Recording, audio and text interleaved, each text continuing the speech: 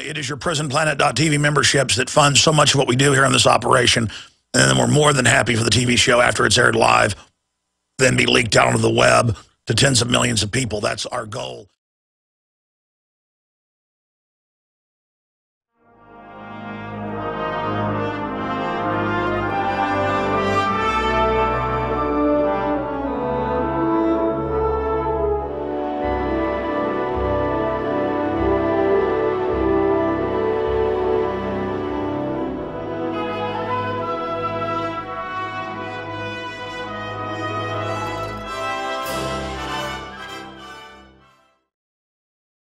Ladies and gentlemen, it is Wednesday, the 24th day of April, 2013.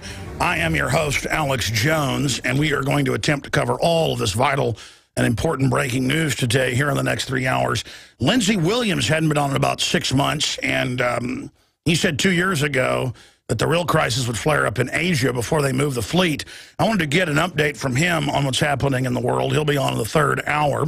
I know that is exciting for some and horrifying for others, but Lindsey's always interesting and informative, and he'll be joining us. Also, Dan Budandi, Infowars.com, East Coast reporter, privately and now publicly known as the Kraken. I said Monday, John Bound walks up and says, "Do we release the Kraken?" That's our nickname for him. And I said, "Yes, release the Kraken." That was at like 3 o'clock right after the bombing happened, because he's in Rhode Island right outside Boston. So, I mean, that is very interesting. And look right here. If you're a TV viewer, Don Salazar is doing an article on this right now for Infowars.com. We all saw this on the high-def television. We all saw this on the high-def television, and these are screenshots off that. We're going to grab the actual video, that two bald-headed men came over during the last press conference and got in his face and told him he better watch it and other things, and were threatening. And Budandi said, you know, "I know the government's a bunch of murderers and you'll be brought to justice. I'm not afraid of you," and pointed his finger back at him. Plus, they didn't know what to do. He had a bald head as well. It's like, oh, you've got bald heads? I've got a big bald head. In fact, it's 3 times the size of Telly Savalas's. And what are you going to do? There's few people have bigger heads than even me. And Dan Budandi is definitely, no, I mean that lovingly. I mean, I got a big head too. But Budandi, it kind of freaked out the Secret Service because his head was bigger than theirs. And, you know, I mean, they bugged their eyes out. They got in his face. But here's the deal. Viewers pointed out that this is Obama's personal top Secret Service guys always seen with him. And sure enough, we have these Secret Service guys with Obama. Document cam, please. We have them with Obama. And it's definitely the same guy. Absolutely, chrome dome and all, right there. So this Obama sent the Secret Service to try to stop Dan Budandi, and of course, it failed. It, of course, completely and totally failed because Dan Budandi's bald head is bigger than theirs. Again, that's what it comes to. Look at the size of the head. It's got its own weather systems. All right, I'm sorry. I promised to be in a good mood today because I was basically in a controlled rage all yesterday. That is not an act, by the way. I have decided to be more friendly. And I have decided to be nicer. And I've decided to be nice. By the way, Jakari Jackson is in the control room right now. He ran over here. Are you jealous that Dan Budandi has a bigger bald head than you, Jakari? Yeah, put him on air. Are you a little bit jealous right now? I'm not jealous that Dan Budandi has a... Actually, I think my head is bigger than Dan's. That's ridiculous. Preposterous. His is more bald because Dan shaves with razors. I shave with clippers. You know what? I bet next time he's in town, we will have a contest on air. We will $500 prize. We will measure circumferences of the cranium. If you want to give a $500 prize for the biggest head. Yes. Can we get a tape? Let's just do this right now. Who has the biggest? No. You and Budandi. My head is bigger than. My head's bigger than yours, buddy. What are you talking? I got a bigger pumpkin than you. Yeah. All right, Jakari. That's not why I came over here. I had some other business. You're a little bit jealous right now. Look, it's all right. Okay. It's all right. Okay. All right, I understand. All right. By the way, the AP and others are trying to imply that I'm basically involved with the bombers now. Well, so we're going to cover it all. I mean, they had to blame the Tea Party one way or the other, huh? We'll be right back. All right, ladies and gentlemen, it is Wednesday, the 24th day. Wednesday, the 24th day of April 2013. I am your host, Alex Jones, and we are going to be live here, Lord willing, for the next 3 hours. Okay, folks, where to start here? A lot of developments in the whole Boston bombing situation, pointing towards more government involvement at multi-faceted levels, as I was just saying. We also have big economic developments. We have big developments in the Ryerson case. I'm on record saying they'd probably go through 2 or 3 different patsies. That's what they tend to do whenever they've actually launched the anthrax or Ryerson attack themselves. And with Ryerson case crumbling, FBI targets new man. And then maybe the 3rd or 4th patsy will be killed in police custody after confessing, of course, if they follow the standard stuff that they tend to do. And again, I predicted there'd be some type of bio attack on the day of the bombing, not this Monday, but last Monday, 9 days ago. If indeed it was a staged event, I said we would see that. We had on the show that day, actor and writer and researcher on the broadcast, and I was talking to the author, Richard Belzer, about the fact that if there's a drill at the same time of a bombing, and if they run a bio attack now against Congress, and if they have got a bunch of legislation they try to ram through, which they've now done, that puts it into the quadrant of a staged event. Plus, almost every event has been at least provocateured, and that's on record. They just hope that they call that a conspiracy theory and you don't read, the New York Times admitting it or the Washington Post, where they've come out and admitted that the FBI foils its own terror plots, but usually stops them before they go through. In the case of the World Trade Center bombing in 1993, it's on record, AP, New York Times, federal courts, why they had to admit it, because their own intelligence officer, Ahmad Salam, said, you're setting us up. A real bomb, real detonators? Now you're going to let the bombing go forward? I'm not going to be part of killing people. And they said, well, you're going to go to jail then. So then he freaked out and clandestinely recorded them days before the bombing and after the bombing. And then he did a press conference and announced it, and that's why he got paid off $1.4 million to go back to Egypt and shut up instead of being given cement shoes. And remember that Saudi Arabian that was missing that fit one of the descriptions of the people there at the scene? He's been found in the river, which I, again, said, I think you'll start finding some of these people in the river. The question is, was he in the river beforehand? There was a local Muslim leader saying the government was involved in provocateuring terror in Austin, and he bound his arms and legs, slit his wrist and his guts open, he'd clearly been tortured, and threw himself off the Congress bridge. And the police immediately said it was a suicide. I wonder if they would have tied up Breitbart and then slit his wrist and tortured him and then thrown him in a river. Maybe put him in a steel cage. So, well, he put himself in a cage and had a crane lower him into the river like Houdini, but he didn't get out. So we know there was a drill. They've been caught doing that, and they're desperately covering up. And now we have this. Senator Chambliss. This is WSB-TV, and you would never hear about this if it wasn't up on drudgereport.com. You just would never see this local news. Law enforcement agency may have had info about Boston bombing in advance. And that's why they hate Infowars.com and WorldNetDaily.com and DrudgeReport.com and a few other real independent sites, is because we'll just point at a local news story that was meant to be compartmentalized and never picked up nationally. We'll go, hey, they went all over Boston and aimed guns at people and made them come out of their houses and rough people up. This is unprecedented. See, that's you're supposed to only see it live on TV with them saying, this is a great idea. Not to hear people either just present it raw or say, is this a good idea? You're told it is a good idea.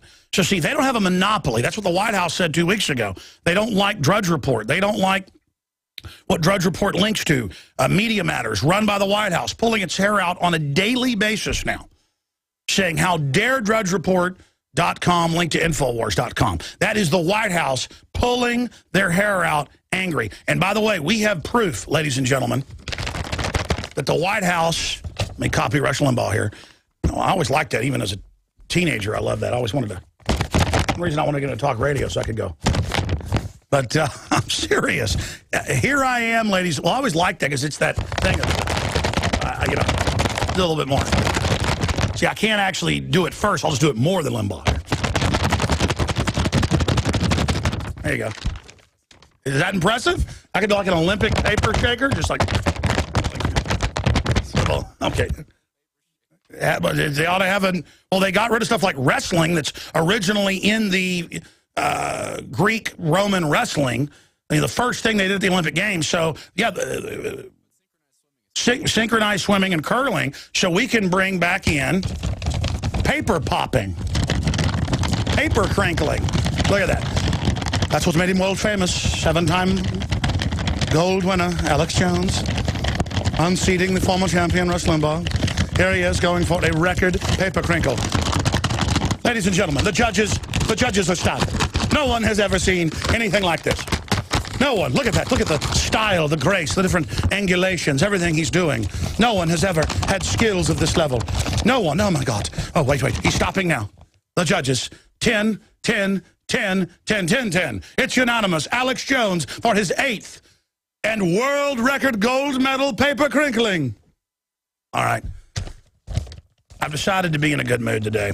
Ladies and gentlemen, Adon Salazar is doing an article on this right now that'll be out in the next hour. Let me just recap the evidence before I get to this. We know there's a drill. They got caught lying about that. Now a senator's come out and said, because he has access to the intelligence, oh, it looks like they knew and did nothing.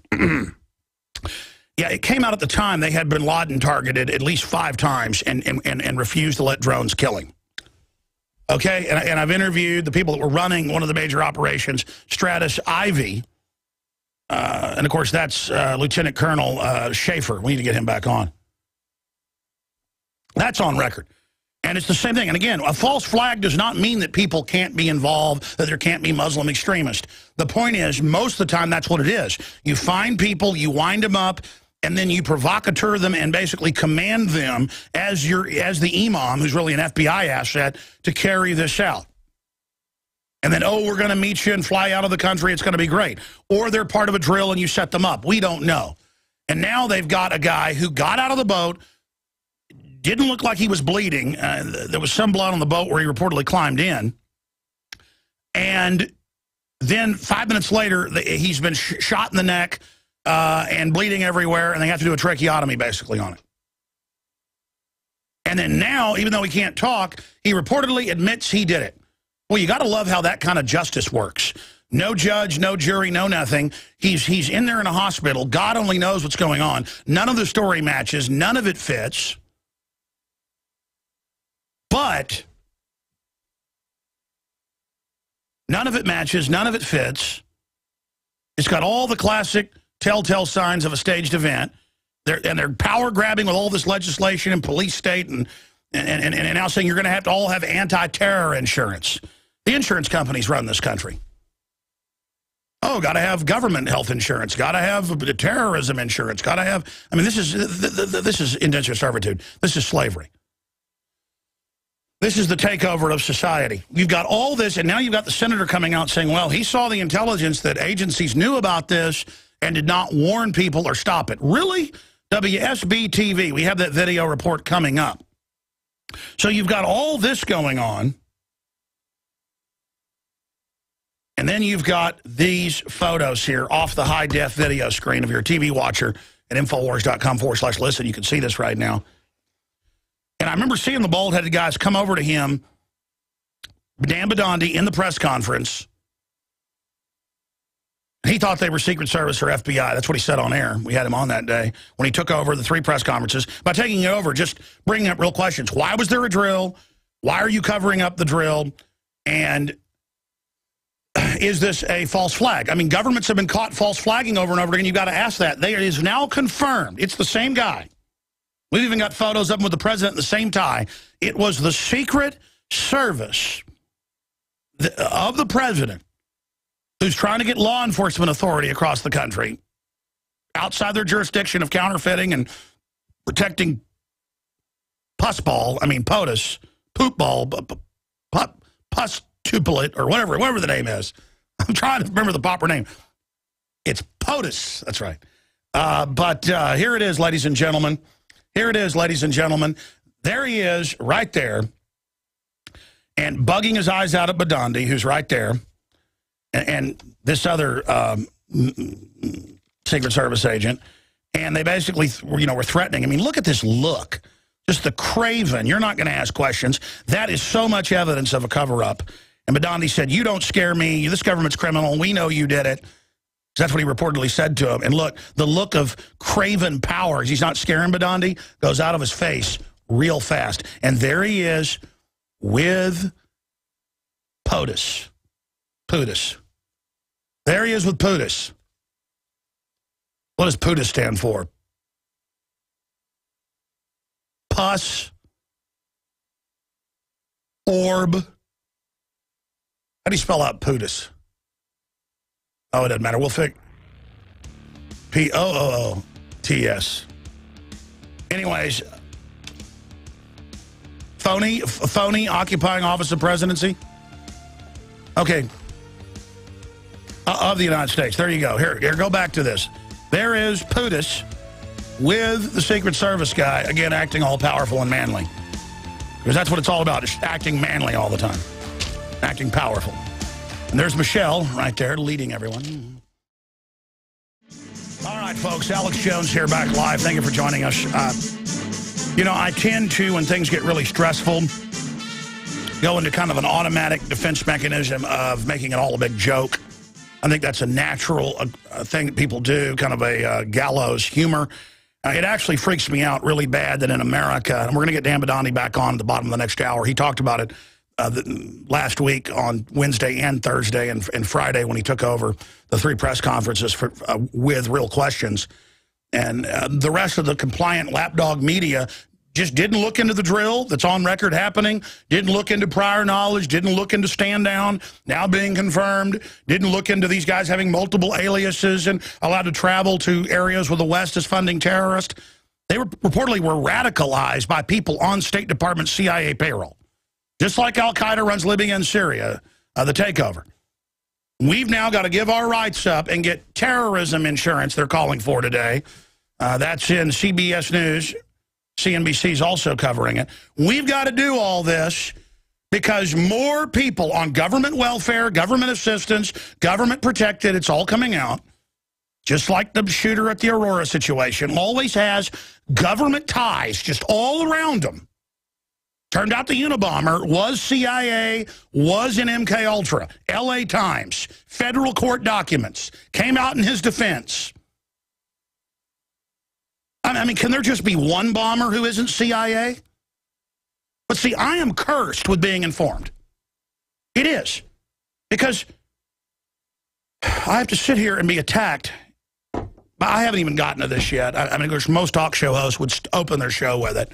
And it's just so bizarre. I don't even know what to say. Now that I had time to think about it, because BuzzFeed's always calling here and emailing and asking. And so I said, okay, I'll talk to them. And they took out of context what I said. Because they call up and they go, the Associated Press is reporting that he was in Infowars, an Alex Jones, listener.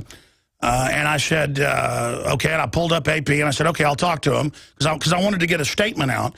And I said, look, there is a slight chance they could have been listeners because so many people are listeners. And instead they edited it to sound like I'm an egomaniac. Well, everybody's a listener. And I was simply saying, okay, there is a chance. I can't say there isn't a chance because we do have a wide listenership. And plus the aunt's a listener, and she says some of the other family is. But I said, the fact that this guy you're just talking to over in Dagestan and others are saying, Alex Jones, I said, I've seen this time and time again when it turns out to not be true. And, I mean, they got some of the quotes in there. The best article put out was by BuzzFeed. Others totally clipped it where it was like, bombers influenced by Alex Jones. They did it for Alex Jones. There's got to be 50 articles out. I don't even have time to look at them all. I mean, look at some of these. Look at some of these headlines here. Gawker, accused marathon bomber influenced by Infowars. Bomber influenced by Infowars by Alex Jones. Here's another one. Tamerlan believed in basically every conspiracy theory but Alex Jones. The AP headline is bomb suspect influenced by mysterious radical. And then Infowars is in here. It's like, oh, who's the radical? Matt Drudge tweets kind words for Alex Jones. One hell of a broadcast in such homogenized media. And then they try to go, oh, look, he's supporting the guy that supports the terrorist. You know, I mean, it's just no end to it, ladies and gentlemen. And I told you, and you all saw it, every show on CNN, MSNBC, CNBC, you name it, it's going to be a white guy. It's going to be a Tea Partier. It's going to be a gun owner. And they said, ladies and gentlemen, an arrest has been made. Axelrod, who said big news tomorrow, White House. You know, they're planting the media. They're surrogate.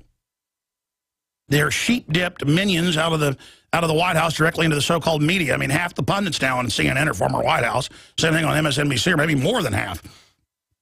And what do they come out and say? Oh, they made the arrest. You right-wingers are going to get it. Oh, you did it.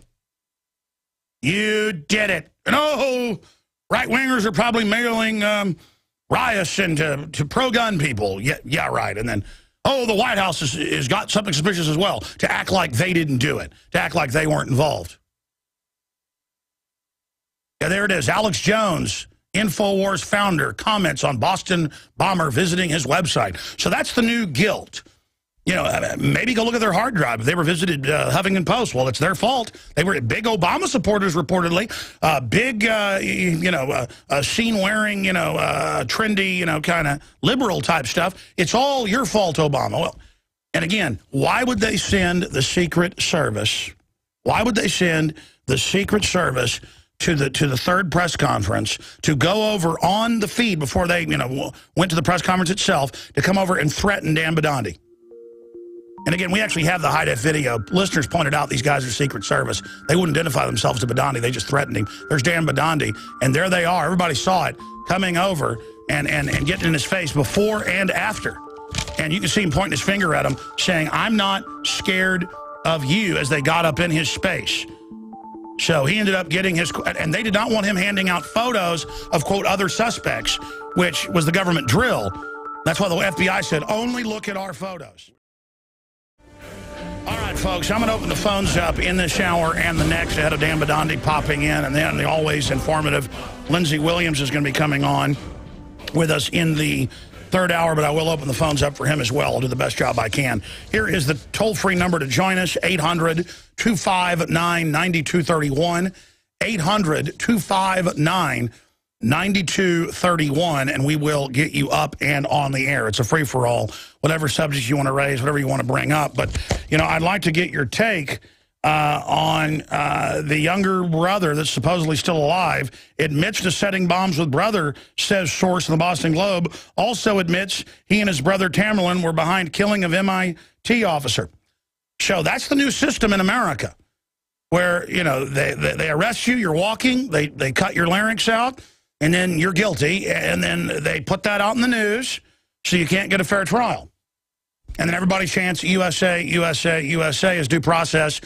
What the USA is based on is flushed directly down the toilet, like the babies at the different abortuaries owned by the Attorney General do.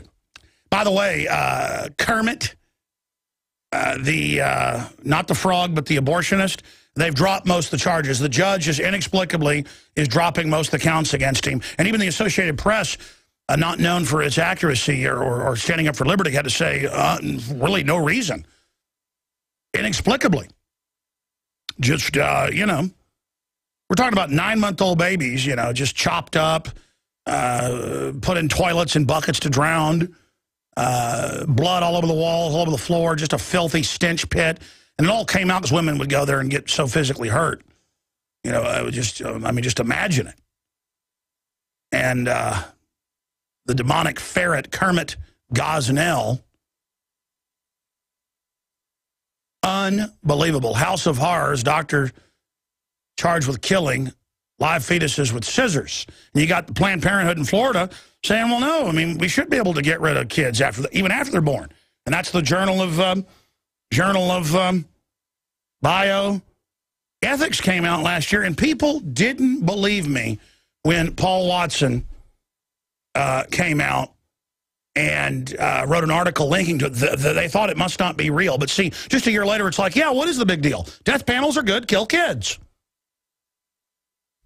See how things change? But here's the toll-free number, 800-259-9231, 800-259-9231, and we will get you up and on the air.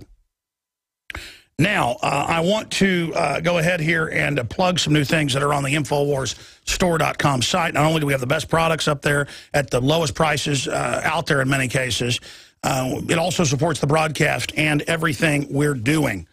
So I hope that you will go to the new Seed Center at InfoWarsStore.com. There's books, T-shirts, films, so many other items, the whole Health Ranger line of great organic products as well, Interfood. I mean, it really is a huge online, high-quality store, the Pro Pure water filters. But the new Seed Center has 7 different brands at the lowest prices out there.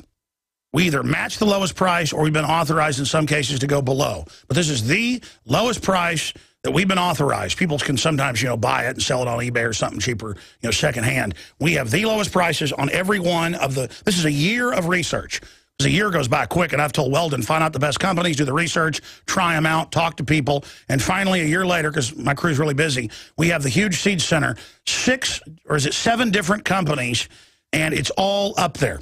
It's all up there. The Family Survival Emergency Seed Bank, the Urban Survival Emergency Seed Bank, the Deluxe Emergency Seed Bank. We've got the Seed Arc. We've got 7 different, it was 6, now it's 7 different companies out there.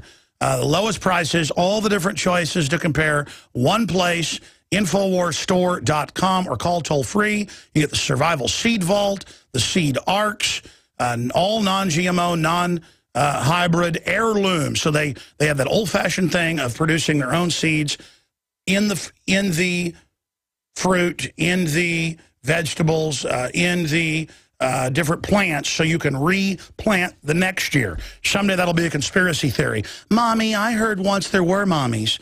I heard once women breastfed.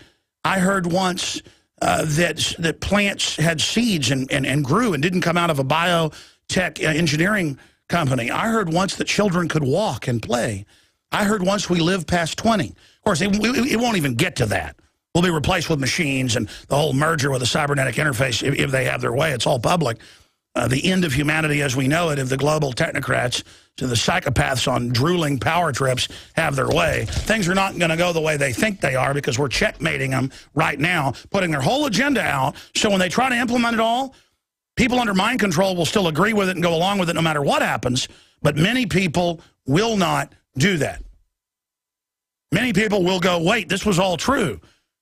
Wow, they're admitting that, 20 is the new 30 and 30 is the new 50 or whatever. I saw those studies out last week, and they're admitting all the neurological disorders and dropping IQs and exploding cancer and the bisphenol A and the hydrofluorosilicic acid.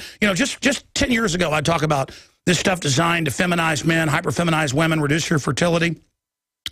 And they would attack me all over the media. Hey, suckers, the bisphenol A is coming out of most of the products now. They're passing laws overseas.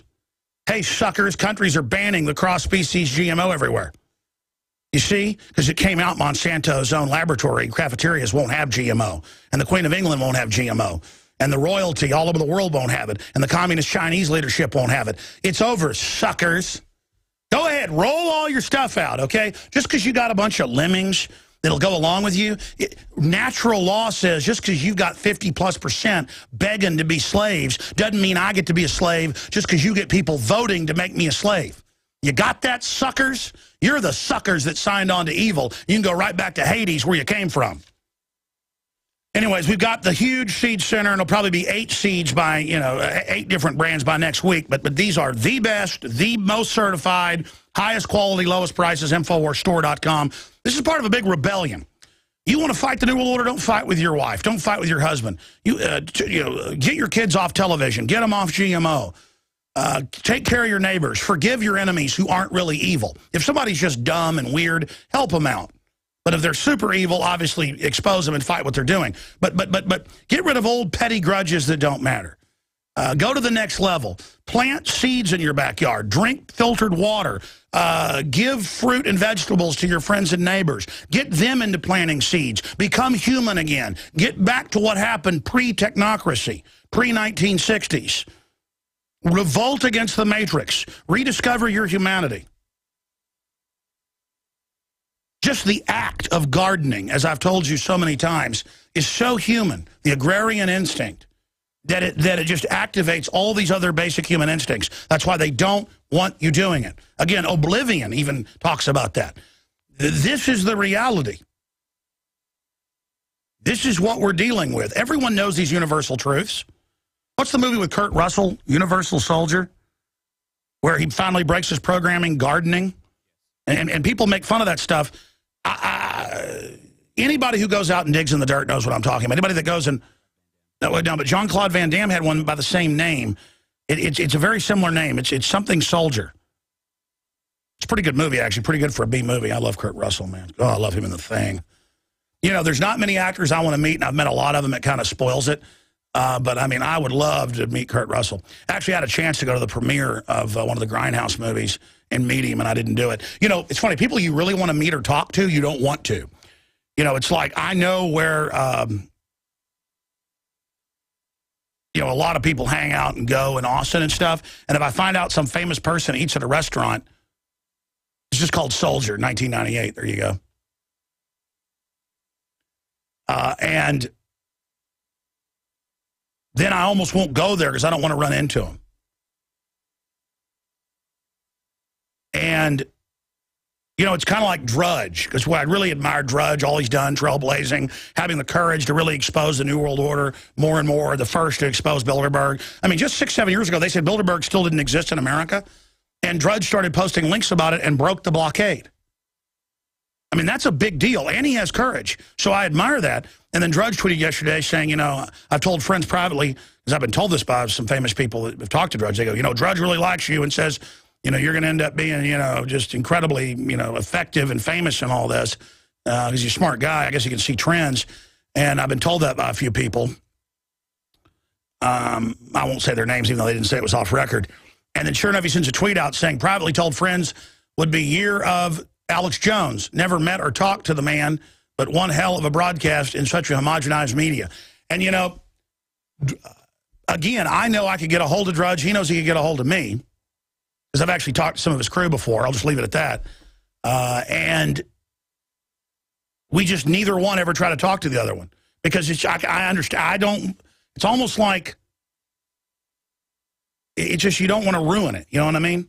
But if Drudge ever comes through Austin, we'll take him out shooting and for barbecue. I think that's probably the best thing. So you're invited to come to Texas if you're ever driving through on one of your road trips in your Corvettes and want to go out shooting and barbecue, you're invited. But no need to break the silence. You know, it's the opposite with me up here gibbering, streaming consciousness, and then it's just different. I mean, it's the same thing. I know people that are neighbors to Robert Plant. I know his driver. I know where he goes and watches the team he owns, the soccer team. And I have a friend who's become kind of friends with him because they're soccer fans. And I just would never, if I saw Robert Plant at a restaurant, I don't think I'd go up and talk to him. And again, it's not that I'm even intimidated by Robert Plant. It's just that I like his voice and his music so much over the years, growing up with it, that it's almost like I'm not meant to talk to him. I don't know how to explain that. See, I'm now digressing. We got all these loaded phones. I said I'd go to your phone calls. I'm so neurotic, I can't seem to do it.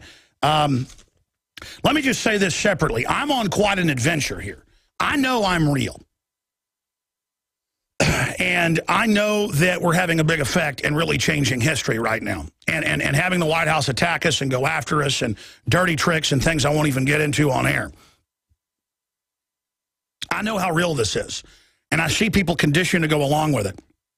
But we do appreciate your support, spreading the word, because if we're going to, risk our lives and treasure and names in this, might as well try to beat the globalists. Might as well go all the way. I mean, I don't want to fail at this, and I know we can win. It's that idea that we can't win against evil is why evil wins. Every time people figure out They don't have a choice and have to fight back. They end up defeating evil. Because evil falls in and of itself. That's why it tries to sell evil to make you evil so that you're weak, so that you don't resist evil. But when you've got the Secret Service, and the report's going up in the next 20 minutes at Infowars.com, and we're going to find the videos of the third press conference and, show those so you can match them up to this. They're all over the place online. We'll do a report on the Nightly News about this as well. To have the Secret Service come over and threaten Badandi and tell him that he better not ask questions and that he better watch it and stuff and get in his space and have him stand up to him and tell him, that he's not afraid and that he's doing the right thing and he knows about the drill. And then now have the drill come out, and to have a member of the U.S. Senate saying that law enforcement agency may have had info about the bombing and in advance and let it happen. Senator Chambliss from Georgia, Saxby Chambliss, is saying that. Well, that isn't a Southern gentry name. I don't know what is. And a New Hampshire lawmaker says Boston bombing was a government job, and then it's because of me. Now a lawmaker in New Hampshire, I'm going to try to get her on. The social media ramblings of a woman who read about conspiracy theory on Infowars wouldn't usually be newsworthy, but it's the case. The woman is a lawmaker in New Hampshire state legislature who thinks the government is responsible for the Boston bombings. Three-term Republican Representative Stella Turnblay, I believe you pronounce it, first made her case in a scare quotes saturating Facebook post on Friday. Writing to Glenn Beck, she said, "Just as you said would happen, top down, bottom up, the Boston Marathon was a black ops terrorist attack. One suspect killed, the other one, maybe two, before they even have a chance to speak." Oh, notice they cut out his throat, so that happened. He's walking out of the boat. And then drones are now terrorist attacks by our own government. Sad day, but wake up to all of us. First there was a suspect, then there wasn't. Infowars broke the story, and they knew they had been found out. And then the New York Magazine demonizes and attacks that. And again, they're all over the news. The Tamerlan linked Infowars conspiracy theorist Alex Jones. Alleged Boston bomber was Alex Jones conspiracy fan. On and on and on. All because the media, the Associated Press, who said there were WMDs in Iraq and said that that there weren't bullets, but then there were bullets, and the Associated Press caught pushing propaganda 1 million times. Now just talks to somebody from overseas, and yeah, and I think he visited Infowars.com. Well, it's my fault. See, I told you they wanted to blame the Tea Party one way or another. One way or another. Who has that song? One way or another, I'm gonna get you, get you, get you, get you. I know who that is. It's going to pop in my head in just a minute. It doesn't matter. You just type it into the search engine, it'll tell you. I mean, one way or another. They want to throw it back on us. See, I'm saying they have a history of this. They're the #1 suspects. And then there's a drill. And the senator says it looks like they knew and didn't stop it. Duh. But see, I'm wrong because I'm dangerous, because I'm right. Blondie. Thank you. That's what I thought. So this is the type of stuff we're talking about. So, yes, I'm in danger of being demonized, attacked, shut up, you name it. I'm not going to even get into it. The point is that this is real. And if they have a history of it, how do they say it's crazy to go, hey, we should look at who's been caught doing Gulf of Tonkin, Ajax, Northwoods. The government cooked the bomb, trained the drivers, gave them the detonators, let them do it. World Trade Center attack, 1993. Oh, shut up, that's your opinion. No, it's not. It came out in federal court. It's admitted. I mean, it just comes out the 7/7 bombing mastermind was an MI6 agent, and the media spins it and goes, he must have been a double agent. And our government's funding al-Qaeda in Libya and Syria. There's the New York Times, terrorist plots hatched by the FBI, April 28, 2012. It goes on to say most plots were completely created, manufactured, and authorized, and funded, and run, and commanded by the New World Order, global shadowy corporations manipulating our governments. And, of course, they run the radical Muslims. And, of course, they run the police state here. They put radical Muslims in to undermine secular Muslim governments so that they never get a civilization. That's part of the public plan, clash of civilizations. strategy of tension. And over here, they use the Muslim threat. In every case, the terrorists are on government welfare. They're protected. The government knows they attack us. And the government says, hey, Alex, you're going to have to buy anti-terrorism insurance now. We're going to put you on a no-fly list. We're going to stick our hands down your pants. We're going to read your email because you're all suspects now. You know what, government? You're the suspect. You're the captured government. Ladies and gentlemen, the Russian mainstream media is now leaking why the Russians called for an FBI investigation of Tamerlan Tsarnaev or Tsarnaev or however you pronounce it.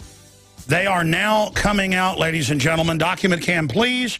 This is in the mainline Russian news and been picked up all across Russia.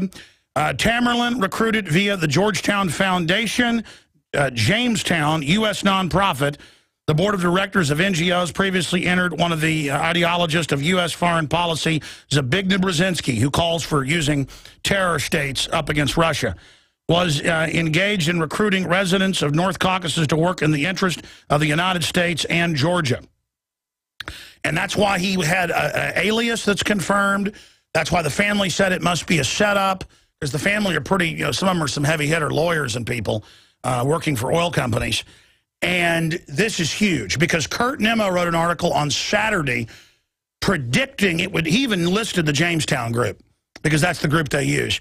And if this is confirmed, and the Russians are saying it is, and of course he had aliases and things, this is a smoking gun of information. So all you've got to do is put Tamerlan recruited via the Georgian Foundation, and it'll come up for you on the search engine. I said I'd go to calls, and I will. This is big breaking news. Ask Kurt Nimmo to print me his Saturday article. And there it is.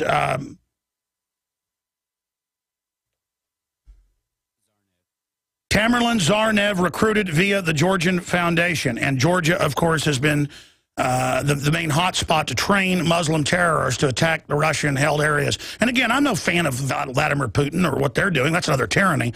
But the West, the bankers, are funding radical Islam in Chechnya, in Dagestan, in Georgia, just everywhere, to bomb and blow up Russian facilities on the borders and in Russian-held areas like Dagestan and Chechnya. And it's a fact. I mean, these are playboy guys who thought they were part of a drill, and then that's why he climbs out of the boat, and there's no blood on his neck or shirt. He walks over, and they go, lay down, little baby. Here's the shot. Give me that scalpel. And and then they are coming out saying, right now, the younger brother admits to setting bombs with brother, source says. If they've ever got me in jail and they've cut my larynx out, and they just come out in the Boston Globe or the Austin American Statesman or wherever and just say, Alex Jones admits he blew up the Capitol. Alex Jones admits he ran over the little kids. Alex Jones admits he, Alex Jones wrote a suicide note. He committed suicide. No, no, no. And look, we're the only ones on the trail. And that's why they're demonizing us, and that's why they're demonizing things like DrudgeReport.com, because he's got the huevos to push some of the stuff we're putting out. Because it makes sense. And now there was a drill. The senator says there's evidence they knew and let it happen. No kidding. Oh, but I thought I'm the conspiracy theorist. Who stands to gain from this? Who has a history of this? Who's been caught doing it over and over again? I mean, we'd be idiots if we didn't have lawmakers that would take our liberties and give hundreds of billions of dollars in domestic contracts to their own families when there was a terror attack. They wouldn't be doing this. A free country doesn't get rid of its liberties because 3 people get blown up or 2 cops get shot. A free country doesn't give in to terrorism. The only people that would tell you give in to terrorism and give up your liberty are the terrorists. Duh. Duh. Why do terrorists stage terrorism? To get a political goal. And what's that? Power. Put us in power. They're in power. And they want to get rid of the Bill of Rights and Constitution, and they're creating terror attacks, they're manufacturing them, they're provocateuring them, they are funding them, they are commanding them. Hour number 2 straight ahead. This is incredible news. Of course he was on an NGO. They had aliases. They worked for the New World Order. 800-259-9231. I'll do what I said I'd do, and I'll cover news at the bottom of the hour. Dan Badandi calling us. I'll go to your phone calls now. 800-259-9231. Coming up, Judge Janet Napolitano, you have to deport illegal immigrants. And in Florida, a food stamp recruiter deals with wrenching choices. Washington Post talks about the government recruiting more people onto welfare because they want to bankrupt the country. Okay?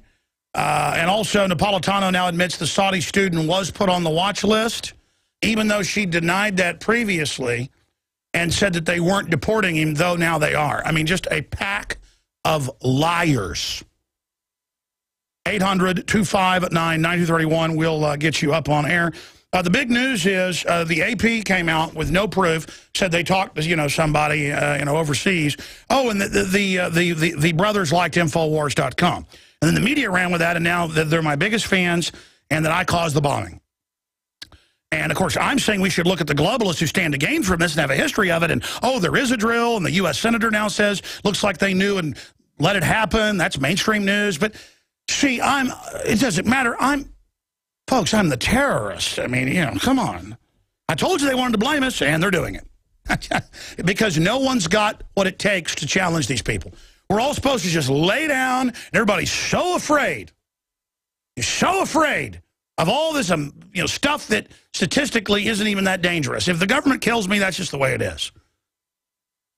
I still drive in my car every day, even though that's the most dangerous thing I do. I risk my life every day, and I'm aware of it. And, I know what GMO does, but I still let my kids eat it sometimes because I'm lazy. I know what cell phones do, but I'm lazy. It's just a lot of it is that, we're all killing ourselves to live, basically. And I'm not going to sit here and just let the worst of the worst run over everything. I'm done. Let's go ahead and talk to Chris in New York, and we'll go to Mario and Nick and Liz and Derek and everybody. Go ahead, Chris. Thanks for holding.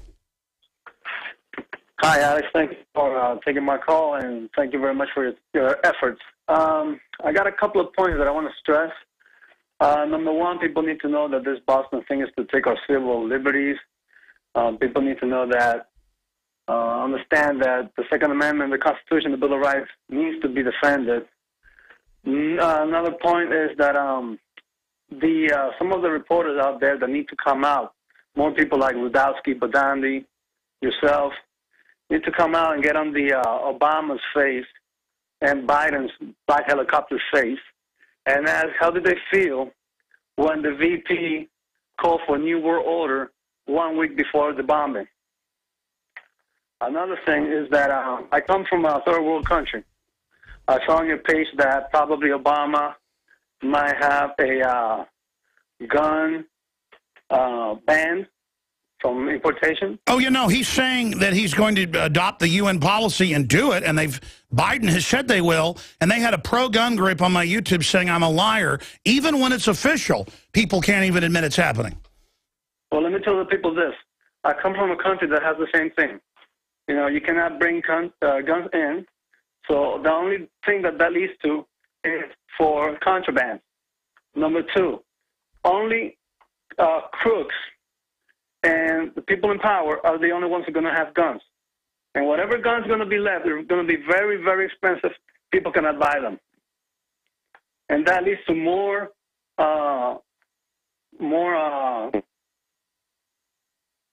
okay? The people running our society are criminals, and they have a criminal instinct that they're scared. Look, people in Texas aren't scared out in parking lots, and even seedy-looking people are scared of you. I'll be quite honest with you. In Texas, everybody's scared of people driving around in pickup trucks because they know, white guys in pickup trucks are packing guns. And I've seen the statistics. Thieves, whether they be white, black, it doesn't matter, will tend to pick on, quote, immigrants who they know come from countries, this has been proven, who don't have gun culture.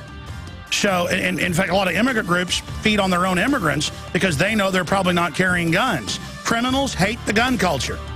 They hate the fact that good people are armed and aren't going to roll over. All right, we're going to be taking your phone calls throughout the hour. We've confirmed the Secret Service threatened our reporter, and we have video proof that article is going up at Infowars.com and told him not to ask questions in America. So the Secret Service doesn't just deal with counterfeiting or with protecting the POTUS.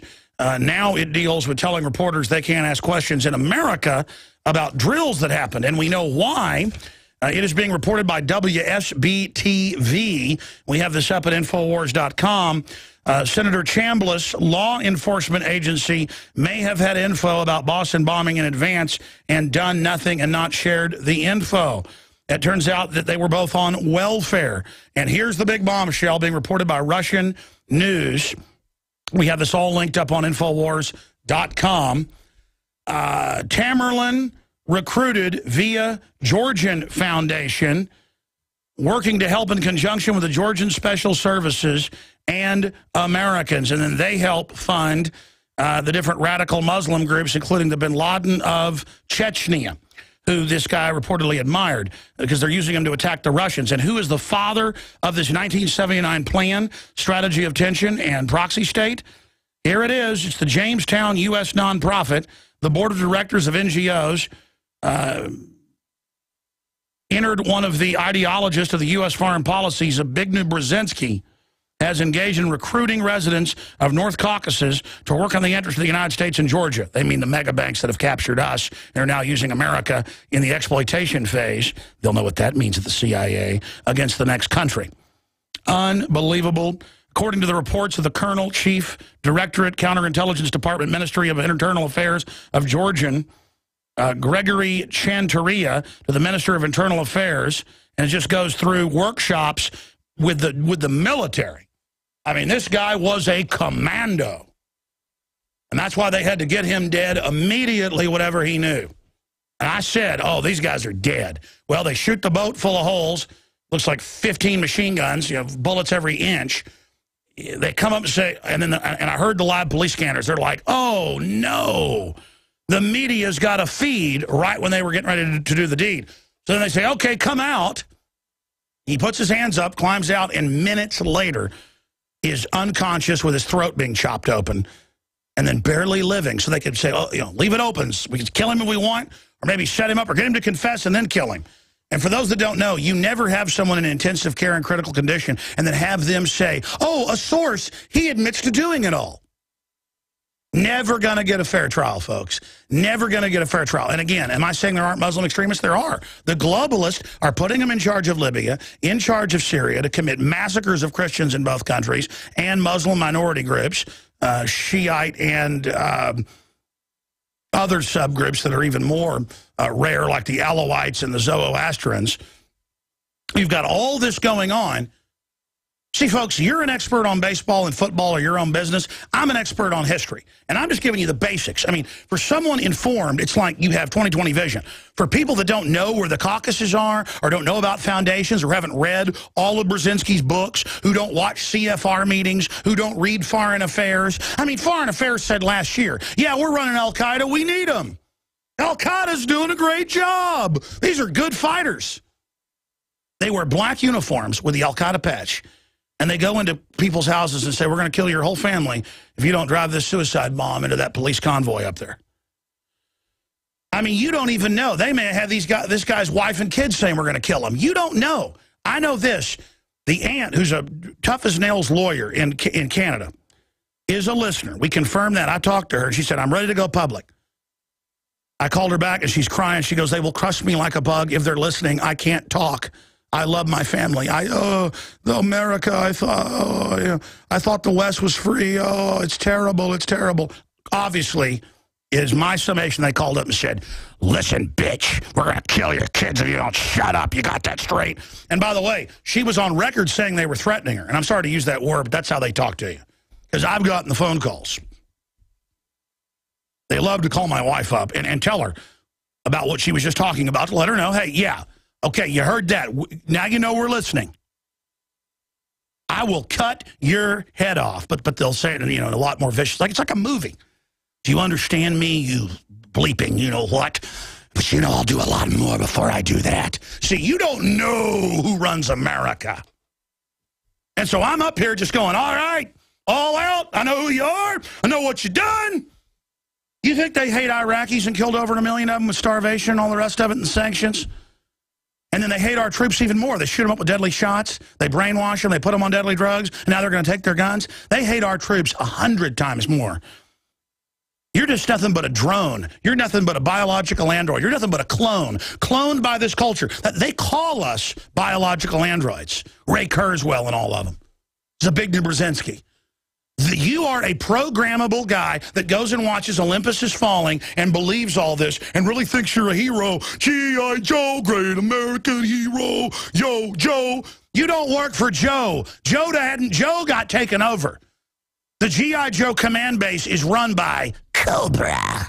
Do you understand that? And I use a child analogy to get through to you because that's your main programming template in North America. They're on record with that. That was all Pentagon directed. You understand? You work for Cobra. You dress like Cobra. You have the tactics of Cobra. You are Cobra. Hail Cobra. You want to be little boys? Or do you want to really join the Republic? It's all these stupid G.I. Joe movies and stuff where the White House is attacked. The White House is run by Cobra. It's run by Chaos. It's run by Spectre.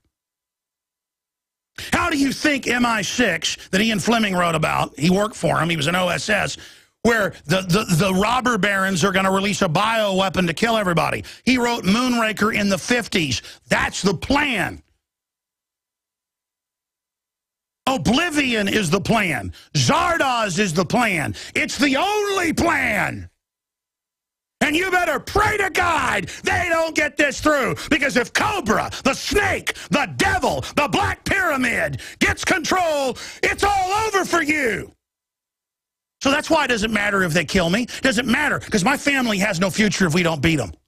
Sure, what? I'm going to live another 5, 10 years, play ball with this, maybe 20?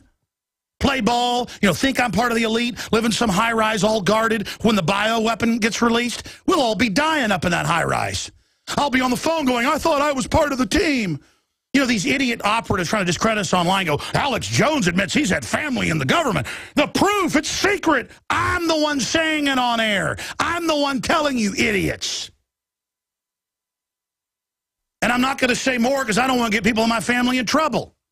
The point is, the New World Order's real, you fools. They run little kids. They run the snuff films. They run the drugs. They run it all. And because you act like a bunch of naive chumps, this whole thing's going to come down on us. To every police officer in this country, to every FBI agent, to every Secret Service agent, you work for Spectre. You work for Chaos. You work for Cobra. How do they get power? They stage a terror attack. Using Spectre, using Cobra. Who is Cobra? Arms dealing, drug dealing, money laundering group wearing masks. They wear masks, ladies and gentlemen, because they're the corporate CEOs. And they're manipulating the governments against each other. Cobra runs the Muslims. Cobra runs the CIA. Cobra runs it all. Cobra is real. Haven't you people figured any of this out yet? The media will have a heyday with that. You can call it whatever you want. Cobra is in control of America. And Cobra says the veterans and the gun owners and the conservatives and the people that say there's a foreign New World Order banking takeover happening, they're saying that we're the bad guys. That's what Cobra would say. That's what Spectre would say. That's what Goldfinger would say, because that's who those people are.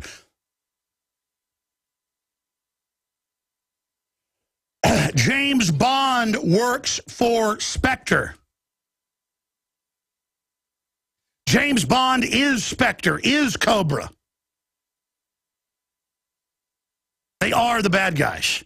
And the local cop doesn't know that because you are just like the man in Oblivion. Go see it, and then you'll understand it. It's an allegory of what you are. It's an allegory of a program. They see you as a flesh and blood robot. They think you're a dumb animal that cannot get above the program. And the issue is you obviously can't be told this, can you? Your kid's going to have to get diagnosed with cancer. You're going to have to get diagnosed with neurological disorders early. You're going to have to see things in your business, in your life, that are so evil that you finally make a break with it. You decide, I was talking to one of my uncles who saw a lot of stuff. I'll leave it at that. And he said, there will come a point in these people's life, these operators' lives, and these corporate people and the rest of them, where you've gone along and accepted so much evil, and finally something so bad, you decide to jump into it and go with it, or you repent and get completely out of it. That's the only way. You got to have a clean break with all this stuff. That's the only way, ladies and gentlemen. This thing is taking us to oblivion. There is no getting out of this if they win. There is no good ending. You people that think you're true believers in this, you are not true believers. You're not saving the earth with your earth cult crap. That's another fake story you've been given. This is not the island. It's a projection, okay? This is not, folks, it's THX1138. It's the island. It's oblivion. You are in a controlled paradigm. You've got to come out of it. It is the Matrix. But it isn't a physical Matrix yet. They're trying to insert us into that. That's a 1970s Pentagon plan. Look it up. They have this whole thing planned out. And it is crazy. You are living in 2013. All right, I promise. I'm going to Mario. I'm going to Liz. I'm going to Derek. I'm going to Nick. I'm going to Jenny. I'm going to all of you. But it's now come out that these guys were CIA. They were CIA. If the government can shut down a whole city and point guns at people and take you out of your houses and then rationalize it, they can do anything. Like take your bank accounts, like make you take vaccines, like conscript your children for domestic homeland operations. And, of course, there'll be no economy left, so you'll want that job, and you'll want the authority, the rock starism that Edward Bernays talked about of being in the government now, a rock star with a bunch of narcissists strutting around. That's like North Korea. We are becoming, slowly but surely, like North Korea, run by a bunch of inbred psychopaths laughing at us. Let's go to your phone calls. Huge breaking news coming up at Infowars.com with the Secret Service and more. Just stay with us. Mario in South Carolina, thanks for holding. You're on the air, sir. Yes, Alex Jones. I wanted to call about a upcoming FEMA drill that I saw on the internet on April 27th. If you go to Google, type in Nevada Governor 2014 zombie UFO drill, and that'll come up, and you'll be able to... No, I know, and it was so shocking they then said it was a lie when it came out. But you know why they do you know why they do a zombie drill now? Well, the guy was talking about how code word in government for zombie is someone that is on welfare during a financial... That's right. Look, the Marines did all these drills of mowing minorities down in some of the videos we have in Police 2000. They either trained to kill black people mainly, and you can look at the role players they got, or they trained to kill rednecks and John Deere hats. That's who they think they're going to have trouble with. For whatever reason, mainly it's John Deere hats, but about a quarter of it is training to kill black people, line them up and shoot them. I didn't really see a lot of Hispanics. I saw some, but the point is, it was just mainly, I've been to so many of these drills, it's either, okay, we're trying to kill black people or we're trying to kill rednecks. But yeah, that's it. Very astute. And so now they just call it a zombie. Because you're already seen as an animal. So it's part of dehumanization. See, the Nazis said for 7-8 years, our enemies are rats and bugs in all these newsreels. Now the LA Times has said about me, to dehumanize. Now they just say you're a zombie. And all the zombie shows they're on record are meant to condition you and acclimate you to not care about death and destruction. To build a core of psychopaths that'll carry out the extermination operations. Go ahead. Well, I was just going to say that... Since it was listed, it said 100 participants. So I was thinking maybe it was an upcoming false flag because, they have to do a drill because if they get caught, they can blame the drill. Oh, yeah, and then they'll just say there wasn't even a drill. It won't even matter if it's in the newspaper. They'll just say there was no drill, and we'll go, well, here's video of zombies. And they'll go, those didn't exist either.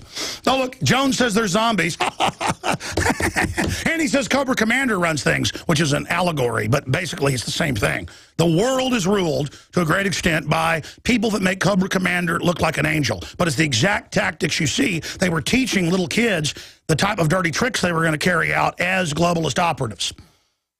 Exactly. Also, another thing, a few years ago, during that whole Georgian thing with Russia, I was actually there, and it was pretty weird because the Russians were falling behind us, and I knew that who actually did the first attack, but everyone else, they didn't know, and they thought... Oh, let me stop you and give you the floor then, Mario. For those that don't know, I got fooled that day. Because I got up kind of late, because I think I'd even done coast to coast or something. But I'd been up to like 4 in the morning, so my wife goes, get up, it's like 9 o'clock. There's been a big war starting. The Russians have attacked Georgia. And I'm like, yeah, right. Because the Russians don't really ever attack anybody until they get messed with, or they infiltrate to take over. I'm like, yeah. So I get up, and CNN's like, The Russians have attacked, the dastardly, there could be nuclear war.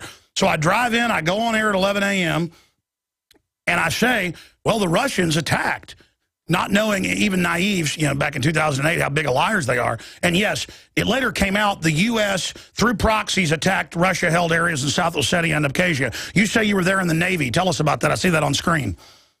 Yeah, so I was there in the Navy. I'm not going to really name the ship, but there's only one ship in the Med over there.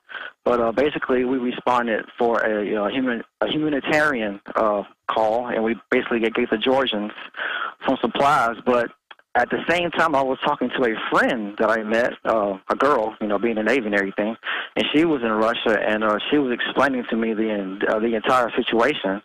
And I was like, wow, that doesn't really make too much sense. Why are we helping out the Georgians when, Now on the ship, did they tell you that Russia had attacked, or were they more honest knowing you'd have the information? They didn't tell us. That was more high level. But all they told us was to be on watch, sending information throughout the Med and everything, because I was, dealing with communications while on the ship. So they were... Anything else you want to add on that, sir? On that, no. I just wanted to let everyone know that... Well, God bless you. Yeah, thanks for bringing up another zombie drill, which is another drill for mass extermination of citizens.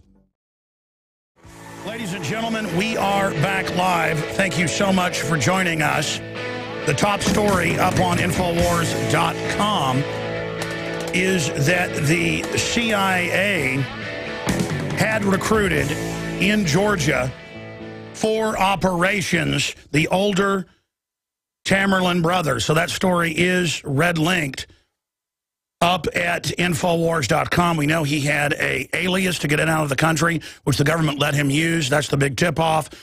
We know this has the classic signs there. Again, that is up on Infowars.com right now. You add to this that we have the senator coming out, Chambliss. We're going to play that clip here in just a moment. Law enforcement agency may have had info about Boston bombing in advance. You add the drill did go on. And then you add that the Secret Service did not want Dan Bidandi to ask questions. And Dan talked about this, and it turns out there was video aired from some of the angles on national television. And those images are about to go up on Infowars.com, but I can show TV viewers the images that I printed off right here from the third press conference where Dan Bidandi was able, Infowars.com East Coast reporter, to get in and ask about the drill and to ask about the history of government provocateuring groups. Were these guys patsies that work for the government? Because in almost every other case it's been, so you'd be remiss to not ask that. And again, the only media to give us any positive coverage, it was Michael Savage. Paul Watson heard it and told me about it. I didn't hear it. And said, of course you want to ask about the drill. And now we found new articles in the Boston Globe admitting a drill, but they tried to spin it and a drill a few years before that. So there was a drill of a bombing right where it happens. Why do you do that? You want to have black backpacks everywhere. So, and again, the people with the black backpacks, they're not involved. They're part of the drill with their black backpacks, contractors, National Guard, Navy SEALs, you name it. And then that way no one can catch the real bomb when it gets left. And there's so many people with backpacks, it gets confusing. And then you can blame the patsies, which are your intelligence ops, who believe or who are your assets, who believe they're taking part in a drill. Then the mother says they call them up, threaten them to make them go on the run. They were both hanging out, going to parties night before, talking about how weird the bombing was, and then magically they supposedly run. We don't know if any of that's true. Then he climbs out of the boat, not bleeding from the neck. Next, he's almost dead with his neck being cut open.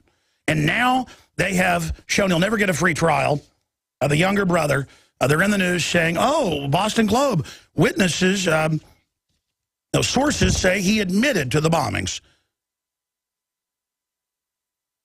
Admits to setting bombs with brother, sources say. Also admits he and brother Tamerlan were behind killing of MIT officer. So there you go. It's all open and shut, ladies and gentlemen. And it's a conspiracy theory. Yeah, he was at CIA workshops. Yeah, he had covers. Yeah, there was a drill. Yeah, the senator says it looks like there was prior knowledge and they stood down. Yeah, everything Alex Jones predicted. And folks, why did I predict it? Let's punch up Infowars.com. This is from April 19th. I said Saturday. It was actually Friday night. I saw this Saturday morning. Boston bombers' role of CIA in Chechen terror. And he goes through and lists the very State Department groups in Georgetown and the very, very groups connected in Zbigniew Brzezinski and how they have funded these groups and how they had an alias. And all of that later came out. You know, the mother said they were all over them 5 years before. And the mother said they visited him 2.5 years ago, which was confirmed. Mother's been telling the truth because the Russians blew their cover. That's how the Russians would do it. Or the U.S. would do it. Hey, who is this you're having with an alias go back and forth? He worked for you. Is he a terrorist?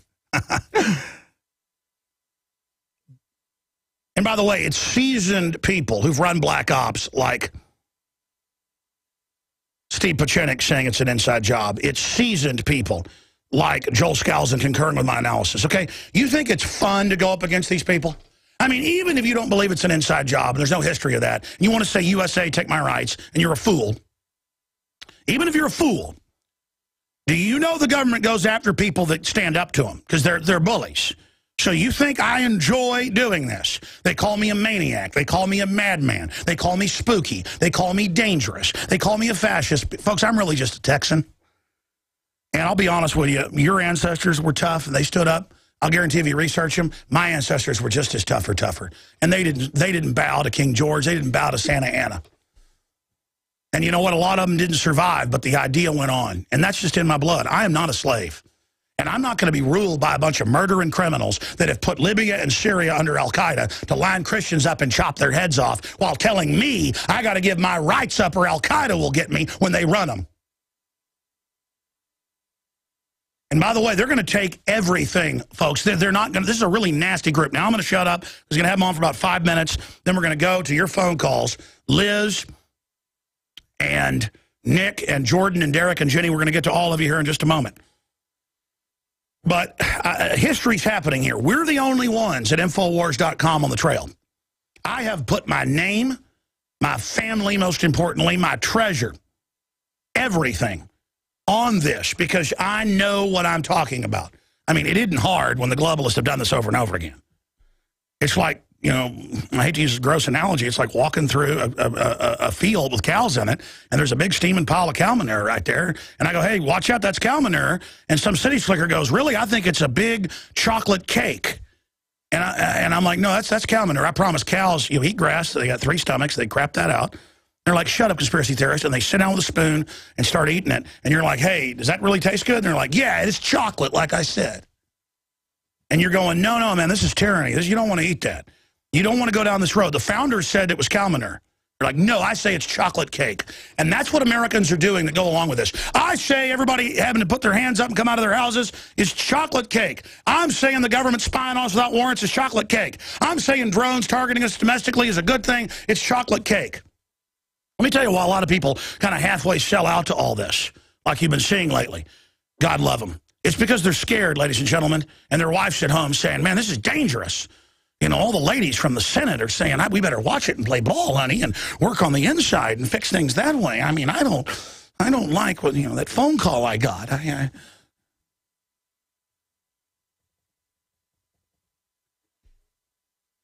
Let me tell you, you better look in your kids' eyes long and hard, because I'll tell you one thing is for certain. You go along with this, you can kiss their butts goodbye. You got all these senators and media people in their fancy suits up there on egomaniac trips. And if you're not dedicated to this for liberty and for freedom and justice and tuning into being a good person and the universe, then you are going to end up kneeling to this evil. You're going to end up compromising with it. You're going to end up selling out to it. And you can't sell out to death, folks. There's no compromising with the New World Order.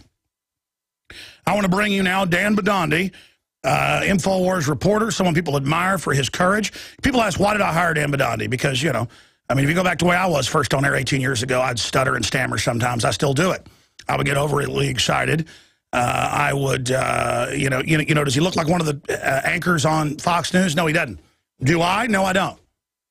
But he's a real guy and has a fighting spirit, and that's why he's a reporter for Infowars.com. And he did something that none of those other cowards would do. They won't even look at photos. Dan's like, I have photos of the other people that they don't want you to see. The Secret Service comes over, let's show the images, and gets in his face and threatens him. And now, they wouldn't say who they were last week. He thought they were FBI. Now, people pointed out and notice this is Secret Service on record with Obama. So Obama sent guys to bug their eyes out and threaten Dan Bidandi, and there he is standing up to him. Look at him. That's what the globalists are doing to all of America. They're coming up, getting in your face, staring at you, trying to look evil, trying to look tough, so that you'll bend over, so foreign banks can implode the country and take over. All because they feel like they belong. Why don't you, Secret Service, be like the Secret Service agent Bongino, who was sitting there at a meeting, and he thought it was like a Mao Zedong meeting, as Obama was talking about how collectivism is good and how you didn't build that and how, you know, children must tell their parents what to do. He recognized he was in a globalist, collectivist, hardcore authoritarian meeting. And I guess Don Salazar now has his article up. Great job to a Don. I just said blurb it. He did a whole article with the photos now up at Infowars.com. We need to red link that as well. And you know, I've had Secret Service come up to me. I'm not saying they're all bad. I know a lot of them are listeners. I've run into them since. But the guys they send are the ones that are evil. The ones that'll do what they're told. The ones that get off of being a bully and trying to scare people. I'd be embarrassed trying to scare somebody who wasn't asking for it. And then I wouldn't try to scare them. I'd try to climb all over, you know, who was trying to hurt an innocent person. Try to get them off of what was happening. I had Secret Service try stuff like this with me when I tried to just go down and report on the 2000 election results.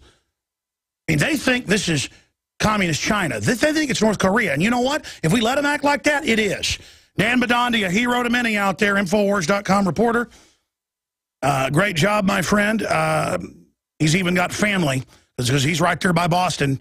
I'm not going to say their names, turning their back on him over this, because they can't handle the peer pressure. They can't handle the fact, to see their family member having courage. They should be toasting him. They should be carrying him on their shoulders, but instead they spit on him. And here he is, ladies and gentlemen, in a world of cowards. Being a man of courage is a revolutionary act, and Dan Bidandi joins us. Dan, recapping, because you mentioned this as a footnote, what did they say to you? What did they do to you? What did you say back to them? And now to know that they didn't want you asking those questions. Here's the big issue. So they sent Secret Service of Obama, his inner Praetorian Guard, of literal Gestapo, of SS. The SS was Hitler's inner guard. The Praetorian Royal Guard, sent to stand in front of you and try to shut you down in America because you wanted to hand out pictures of the contractors. Go ahead. Well, when I got there, I knew he was some kind of agent. I wasn't sure. I said it was the FBI, but obviously he's the Secret Service. But when I sat down, he wanted to sit behind me. I heard him argue with the guy behind me. He had to sit there. His stuff was there, whatever the case. But he kept peeking over my shoulder every time I was sent a text message, every time I got a phone call. And when I was talking to my camera guy and my partner there, and I knew this guy wasn't a reporter. He dressed as a reporter. It's like, this guy's not no reporter. And he's going to give me a problem. So when I get up to address the people, I had these pictures right here, the very pictures I showed. He jumps up with his clipboard, blocking the cameras, trying to block these photos. They were hell-bent. These pictures wouldn't be showed. Now, before I went on air, he mentioned, like, when my friend arrived, he gave me these photographs out. And I heard him yell to some other guy, they got pictures. They ran in the back of the hallway and said, they got pictures. The woman comes out, the coordinator, and she says to the press, excuse me, everybody, we're going to delay the meeting about 5 minutes. We're going to get stuff together. What they were doing is they were trying to come up with a story, and that's why they came out right away, Alex, and they said, do not go to anybody else's pictures but ours. Don't look anywhere else but our pictures. And no other picture is credible. And these pictures here, these very pictures, I showed to the press anyway. I got bombarded by agents, FBI agents, and a Secret Service guy. But I stood up to them. I said, I'm not afraid of you people. And I stood right up to them because I have no fear of these people because I have a strong faith in God. But these pictures here were the nuclear bomb of information because I had press swarming me when, of course, the federal agents backed off. And I showed those pictures. I said, these pictures can be seen on Infowars.com, and people went to download these pictures. And that guy behind me, I knew he was up to no good. I knew he was up to something. And even my cameraman mentioned, watch that guy behind you, because he was hell-bent on sitting behind me. We should also give credit to the camera guy if he wants to be public, for the going. Kevin LaPrade and Nick M., which was my other partner, was holding the microphone for me. Kevin LaPrade and Nick M., they're good friends of mine. They belong to activist groups. I forgot the group he belongs to. But anyway, it's just well, like, Dan, listen, here's the bottom line. They acted totally suspicious about the other photos, the other people. Yep. One of the Saudis has now ended up dead in a river. That may have happened before. Who knows? It may not be related, but I predicted that the people would end up in the river. I actually said that over and over again because I've seen it before.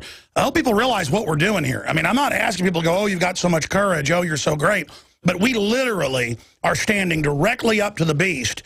And, right. And now a senator has come out and said, looks like they had prior knowledge and stood down. We know that there was a drill. That's now been confirmed.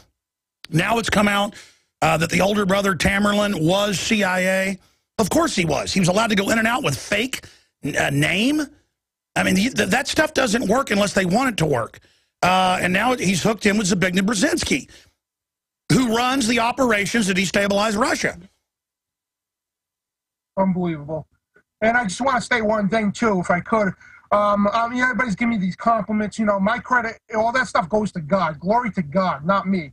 And I want to say one thing. I'm from the smallest town in the smallest state in the country, literally. Well, our town is 1 square mile in Central Falls, and we're from Rhode Island, which is a small state.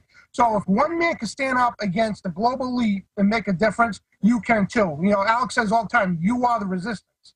And it doesn't matter who you are. I'm not a great speaker. I don't have a pretty face. I don't like those, you know, the reporters on CNN that read from teleprompters. You know what I mean? And I expose that, too, when I bullhorn the sidewalk. You're a man who loves liberty and loves your family. You're not going to be, you have an instinct to not be a slave. And it's that instinct, Dan, that has done everything good in the world.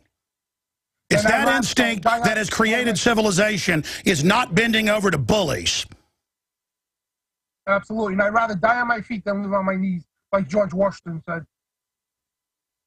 Well, tell us the kind of stuff, because I remember you were off air saying they were really getting in your face. What did Obama's personal Secret Service people say to you? Well, when I was trying to ask the questions, he was behind me heckling me. Shut up, and you can hear me in the camera telling it's my First Amendment, back the hell off. And, you know, I was very, you know, because these people are very rude. He was out to, like, shut me down. But what about the photos where he's in your face, right up in your space, and you point your finger back in his face? Oh, yeah, he jumps right up, I mean, because he was expecting that. He jumps up and gets his clipboard he had, and he's trying to block the photos, you know, from the camera, you know, these very photos he had. And, of course, I put him with 2 hands. He can't block both. And it's just like, and he was like, telling me, sit down, shut up, blah, blah, you know. That's what they do now. They protect the lie. They protect the fraud. They protect Kim Jong-un. They protect the dictator. And that just got me infuriated. I mean, these people think they can intimidate me. And I'm not no superhero. I'm not. I'm just sick of it, like you are, Alex. I'm sick of it, and you know what? I know my life's at stake, and yours as well, and I know what's all involved here, but, you know, I don't care. My founding fathers, your founding fathers, our founding fathers, they made that sacrifice for us, so you know what? It's our turn to make the sacrifice for our kids and our grandkids someday. And, you know, that's why I'm not afraid, because... That's right. Stay there, and then I'll come back with calls. Stay there. Absolutely. They think we're beat. They think it's over. They think they can gut the whole country, suck us dry, shut down our energy systems. You know the first thing you bomb power plants. They're shutting them down. I mean, we are being shut down right now. We are being re-educated. But you know what? America's waking up. We're not done yet, you globalist murdering scum. We're back live. One more segment with Badandi, then I'm going to push our next guest back to about 15 after so I can get to these calls. And we'll get an update from Lindsey Williams. Look, I just want to say this. I kind of get wound up to not even have courage to do this, but I mean, when I look at this evidence and then do what I do, you automatically get aggressive because you know you're fighting bad people. But I want to be very, very crystal clear here. The police, most of the FBI, most of the Secret Service are not involved in this. And they really believe they're good guys working for a good system. To use the movie analogy, just like Tom Cruise thinks he's working for the good guys in Oblivion, but he finds out otherwise. And that's what history's shown. Most German soldiers, including SS, really thought they were doing good work. And they really believe these guys acted alone. They're not going to look at them being CIA. Even if it's admitted, they don't want to look at that. Because they're all caught up in the pageantry and the funerals, and they're the heroes and all this stuff. And they attach all this tyranny. Martial law to the new USA. This is all a program. You learn how it looks. Then you go, man, that looks like the past stuff. And sure enough, okay, we'll see if there's a drill. We'll see if there was prior knowledge. We'll see if there's a stand down. We'll see if they were sent overseas in CIA training for Brzezinski groups. And then it's public, enrolled in Brzezinski groups with the terror groups. I mean, it's like, it's so painful. I wish they were real terrorists every day. I don't want to come up here and say things that freak people out and are unpopular, but I have a responsibility to do it. And, of course, now you notice it's coming out, so we become even more popular. But that's not even my goal. I mean, getting more popular, I'd rather the New World Order subside, because, believe me, I don't want to die. I don't want them to kill me or go after my family. But you know what? These people are so bad, it's got to be done. I'll be honest with you. If they were just, as I've said 1,000 times, if they were boss hog corrupt, they just wanted to steal stuff and run things, and, you know, I could argue, well, at least it'll trickle down to the economy. I'd still resist them, but I wouldn't just 110% study how to resist them historically using the truth and try to hurt them as bad as I could. I mean, I really am trying to get in their business. And they kill people that do that. But they haven't killed me because they go, you kill that guy, it'll make everybody listen to him even more. They're like, it doesn't matter, I want to kill him. And there may be a faction that does that. Just know I chose that path because that's God's path. Whatever God wants, it's in God's hands. They can't kill me if God doesn't want that. But I'm telling you, everybody should do what Dan Badandi did. Everybody listening and watching should go out with simple questions at press conferences, call it your own local news site, create your own site, and just go calmly in a suit and ask questions. You will bring them down just asking questions. They were scared to death of one man talking about a drill that was in the Boston Globe. The only reason they're powerful is because you're scared of them. And they are dangerous now. They are powerful. But we're powerful too. And the God that's in us is a lot stronger than the God that's in them. They're the God of this world. I serve the God of the universe, not this little world. Real fast, Badani, you got 1 minute to finish up any points. Real quick, I want to give credit to the Free American Patriots movement. The guys helped me out a lot. They gave me the pictures. They were great. And I just want to say again, man, my family, whole girlfriend's family disowned me. I'm barred from my girlfriend's house. My girlfriend's standing against the family and all that. But I mean, like, my life is a miserable hell. I got half my family that wants to disown me because of what I did. And the thing is, like, I don't even care about that because I care about my kid's future. I care about everybody's future. Absolutely. Hey, Mark Twain, in the beginning, a patriot is a scarce man, hated and feared. Yep. But in time when his cause succeeds, the timid join him because then it costs nothing to be a patriot. Dan, anything else? Just want to say, get out there, people, get out there, video cameras, get out there, ask the real questions, and do not be afraid. Do not be afraid. God bless you. There are many strengths that flow through the veins of men and women.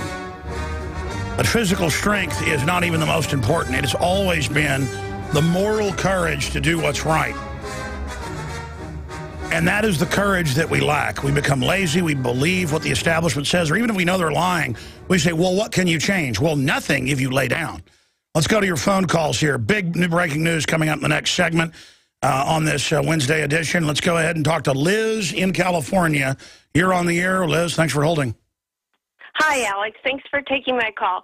This call's about that kid that was wearing the T-shirt protecting the Second Amendment right. Yeah, no, it was an NRA milquetoast T-shirt with an American Eagle on it. 8th grader suspended over T-shirt, returns to school. Guys, document cam. Go ahead, ma'am. Okay, here's my idea. I think just like how the Tea Party organized, there should be an organization one day for all young patriots and Christians, that they should all wear T-shirts that say something like "In God We Trust" or "Protect Our Constitution." Absolutely, because the separation of church and state means the government can't be involved in your religion. Not that you're a member of the state and can't wear a shirt saying "I love Jesus" at the mall or at a public school. They cannot bar you from doing that. It's just a total lie. Just like you can wear NRA T-shirts if you want. I think we should organize some school, maybe in Austin. We have so many listeners, where maybe 100 children wear a shirt saying, I defend the Second Amendment, and watch the authoritarians throw them out. The idea of even a civil rights group isn't allowed. You see what tyranny that is? Yeah, and I think that this should be organized all through every state, every school. And let's see how the left teachers and principals react to that and what kind of reaction we get. Listen, it's a culture war. That's why they win, is they know to never stop. We beat them, but then we quit. They keep overrunning us. They always want more. When we fight, we always win. So we have to drive them out. I mean, listen, they're saying kids, and again, they want a culture war. It's a class of civilizations. They play both sides. They have tried to program Hispanics that communism is what rebels against tyranny, that anti-gun is good. Why wouldn't Hispanics want to be capitalists and all the wealth that comes from it and be able to own guns? Well, most of them do. But they then say, oh, kids can't wear American flags because it makes the Mexican kids mad. And it turned out it was Hispanic kids mainly. Of the, I think 8 kids suspended, 6 said, well, you saw them on the news, they were Hispanic. And one of them just wore a Old Navy shirt, I think it was, or American Apparel, I forget. He was on the news. And then they said, you can't be here 1 week. So they came back wearing shirts saying, I'm sick of this. This is America. I want to be an American. Okay? You know, it's like I've got German and French and Scots and Irish and English and all these other backgrounds. I don't call myself a Alsatian. I don't call myself a Scot. I don't call myself a Welsh person. I'm probably more Welsh than anything else. I've seen people named Jones from England. It's a strong resemblance. I've met people from who are Welsh from Wales. But you know, the point is that it's amazing that they've engaged in this divide and conquer. And in America, that's not liberalism, that you can't wear an American flag shirt. That is crazy authoritarians who want to totally dominate you, and that's a re-education camp. Go ahead. Well, that's why I think we need to organize and have all these young patriots wear T-shirts on the same day. I mean, Muslim people of Muslim faith can wear their burqas to school. Oh, listen. I heard Mancow say this a month ago when I was on a show, and I believed him, but I went and looked it up. The Saudi Arabians are allowed to wear their headdresses and their turbans and all that coming into the country, but citizens can't. Because it's not about, and I'm not saying the Muslims are terrorists, period, either. I'm saying it's all made up. It's about breaking us and training us. We have no rights. Do you agree? Yes, let's have National Christian Day at the schools. I'm calling for it. Absolutely. National First Amendment Day, which includes freedom of religion, and you can't bar what, yeah. You know, it hurts my feelings when I read on Infowars.com cops that sound like they're really good people going, hey, we don't want to die. We don't want to go home dead to our family. You know, we want to be able to protect ourselves. There could have been terrorists that they were with in any house. Well, yeah, and I mean, there could be 10-foot-tall blood-drinking lizards, too. I mean, there's a reason we have a Bill of Rights and Constitution. There's a reason we've never seen this in an American city, locking down most of a city, pointing guns at everybody, including black women and blondes who clearly aren't your suspect. Well, you could have been with them. And this cop sent me an email. At the end of the show, I'm going to read this. We got Lindsey Williams giving us an update. He says, breaking new news from his elite friend. So that is coming up. And I know who his source is. It is someone who's attended Bilderberg. It's always interesting, so we'll get that perspective. I'm going to continue with your calls. Let's move quick now because I'm pushing him back to go to these calls. I'm sorry to make you hold so long. But you know that's what I do. It's teleprompter free. It's governor free, by the way, as well. There's nobody in control in here but me, and I'm not in control. Kind of scary, isn't it? Nick in New York, you're on the air. Welcome. Alex, buddy, Hail Cobra. What's going on today? Hail Cobra. Hail Cobra, Dextro. Get the winners out of here. Let's get home and play. I saw the awesome Oblivion last night, and that was an amazing film, I have to say. So I don't like Tom Cruise, and it made me like him.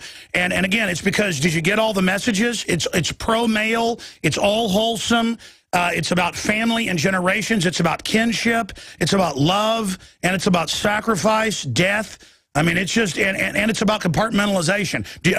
Was it heavy like I said it was?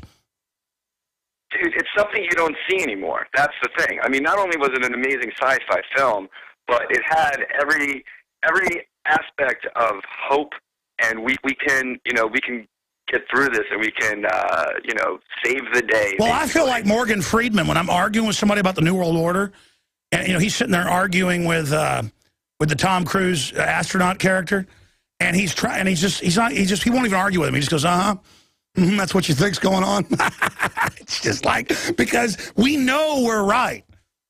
Some things we're wrong about on the edges, but we know generally how right we are. It's like a joke how right we are, and having to argue with people. That's why when we get attacked in the media, or they say, I'm connected to the bombings now, in the Associated Press and all this, it's just flailing. And then you know how evil the top of the pyramid is, literally, Oblivion, the Black Pyramid. Hey, what do you think of the cover of the October issue being the bad guy from Oblivion, which they will not let that image out, I've discovered. They're really shutting it down when it gets out on the web. What'd you think of the bad guy in the movie? What, the eye at the end? Yeah, the big black upside-down pyramid with a red eye, yeah. The all-seeing eye? Yeah. I mean the bad guy is the Illuminati, a technocratic, psychopathic entity. Well, what I thought was funny was before the movie started, when the Universal logo came around, I didn't know anything about this film. I never read the graphic novel. I went in there basically. I turned you off yesterday when you were talking about it because I'm like, I just want to see this film. So I did not know anything about the pyramid or anything. But when I first saw the Universal logo coming around and I saw that pyramid, I was like, wait a minute, are they really being this obnoxious now? Like, I didn't know that was part of the film. And then when I saw it in the film, I was like, all right, well, that makes sense. But, I mean, there's a lot of symbolism in the film that majority of the audiences will not get. No. I'm going to be honest. We had rush tickets and a bunch of stuff, and probably could have got backstage and stuff, but I didn't go to Rush last night because I went back to see it with my wife again because she wanted to see it. Plus, I ran home and saw the kids. But I went back just to try to, see it again when I wasn't tired. And it's just the whole thing. It's definitely anti-Illuminati. It is not a revelation of the method, externalization of the hierarchy. Do you agree with that analysis? Yeah, no, totally. The thing I called yesterday to bring up, I mean, you haven't touched on it yet, but have you seen or just do you know about the Associated Press yesterday being hacked? Yeah, and saying the White House had been blown up? Yeah, I mean, I don't really, I didn't really see much press about that, and I know you guys haven't discussed it yet, but I wondered what your insight to that was. Okay, well, the Syrian Free Army really is Syrian hackers, and they hacked CBS and put out stuff like the government's funding al-Qaeda. It was all basically Assad stuff, so that was accurate, because I've seen them hack before. They did stuff like hack satellites with the Russians and show that the U.S. was, not the U.S., the globalists that have hijacked our country. Might as well be aliens for for that part. I mean, it's the same thing. It might as well be, like slugs that climbed in, Obama's ear and are running it from Planet Pop-Tart. That's how evil they are, how anti-human they are. I mean, they literally are just anathema. They're oblivion to everything in our society. But I believe they're doing that to get CISPA through the Senate. Because, you can tell when they do a hack and it's ineffectual and it doesn't really hurt them. If there were hacks saying this CIA group is involved kidnapping kids and doing snuff films, you'd know it's real. But if it's a hack, of something silly or something that, makes it look like the president's under threat, that's them. Because, see, that fits into Olympus is Falling. That I haven't seen. I have no desire to see that film. Programming. Well, yeah, no, I saw it, and it was like half cops in the audience, shuffling around, and it was like programming. It was like fake battle programming. They have to have an enemy they believe they're fighting, so they have to have an occasional bombing and hype it up, but it's just programming. The brain takes it as real, so cops are walking around looking behind dumpsters and, doing head rolls and in the shower, like Al-Qaeda's everywhere. Meanwhile, the New World Order runs America. The devil force runs America, runs the world, and runs Al-Qaeda. But see, it just doesn't compute. I'm like, hey, cops, government runs Al-Qaeda. Here's Reuters. Yeah, that's what Al-Qaeda would probably say, Jones. You with them? And now the AP says I'm with them, see? So, and must be true. I mean, I'm so evil, I don't love the government. I mean, I must be with Al-Qaeda. Thank you for the call, Nick. We're going to go to break here in a moment and come back with Lindsey Williams with breaking news here. Derek, and I'm told we now have him on the line, so we're going to him in a moment. Thank you for joining us, Lindsey. Let's go to Derek in Canada. You're on the air, sir. Go ahead. Hey, Alex. Good show today, man. Thank you. I'd like to address a popular photo circulating and possible use of actors involved at the actual bomb site. The one I'm talking about in particular, the media is really showing this a lot, of the guy with the supposedly just lost 2 of his legs being helped by a guy in a cowboy hat, and he's on a wheelchair. There's actually a series of photos on this guy, but if someone has done sort of like a closer kind of looked at the close-up shots of the bomb site itself, and it shows a hooded man in sunglasses, what looks like he's like dropping the guy on the ground, and then like all these sort of other suspicious-looking photos where, I mean, there's no actual blood squirting from this guy's, like, 2 legs. Well, that's because they would have put a tourniquet on it. Look, let me just stop something here. They clearly had actors on 9/11 go and put out the official story over and over and over again that it was jet fuel that did it, pancaking, and then it fell into its own footprint. They clearly announced Building 7 had fallen before it fell. They false started on that. But the event was real. Sandy Hook, Aurora was real. They clearly have had, because we proved this, and I didn't even go with it, because I said the media will attack us. We found 2 of the people are actually pretty successful actors and admit they're actors and even use their real names. But I thought, well, maybe real actors could just actually be in the movie theater. But the guy goes, here's my ticket. I was really there. And then he tells the official story. And the other guy does it. So it looks like, yes, and the government loves you. Brought to you by Doritos. Brought to you by Pepsi. I mean, it's like product placement, propaganda placement. So that goes on.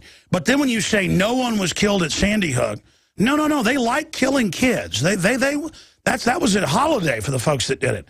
And you had people in the same camo pants and black shirt caught by local police who they were then ordered to release. And they said, oh, that's a conspiracy theory, even though the video and the arrest is actually on record. So, there's the signs of them involved, but they're going to kill real people. They enjoy that. I mean, it's not just like they don't care. They're in this job. Their favorite thing is to kill little kids.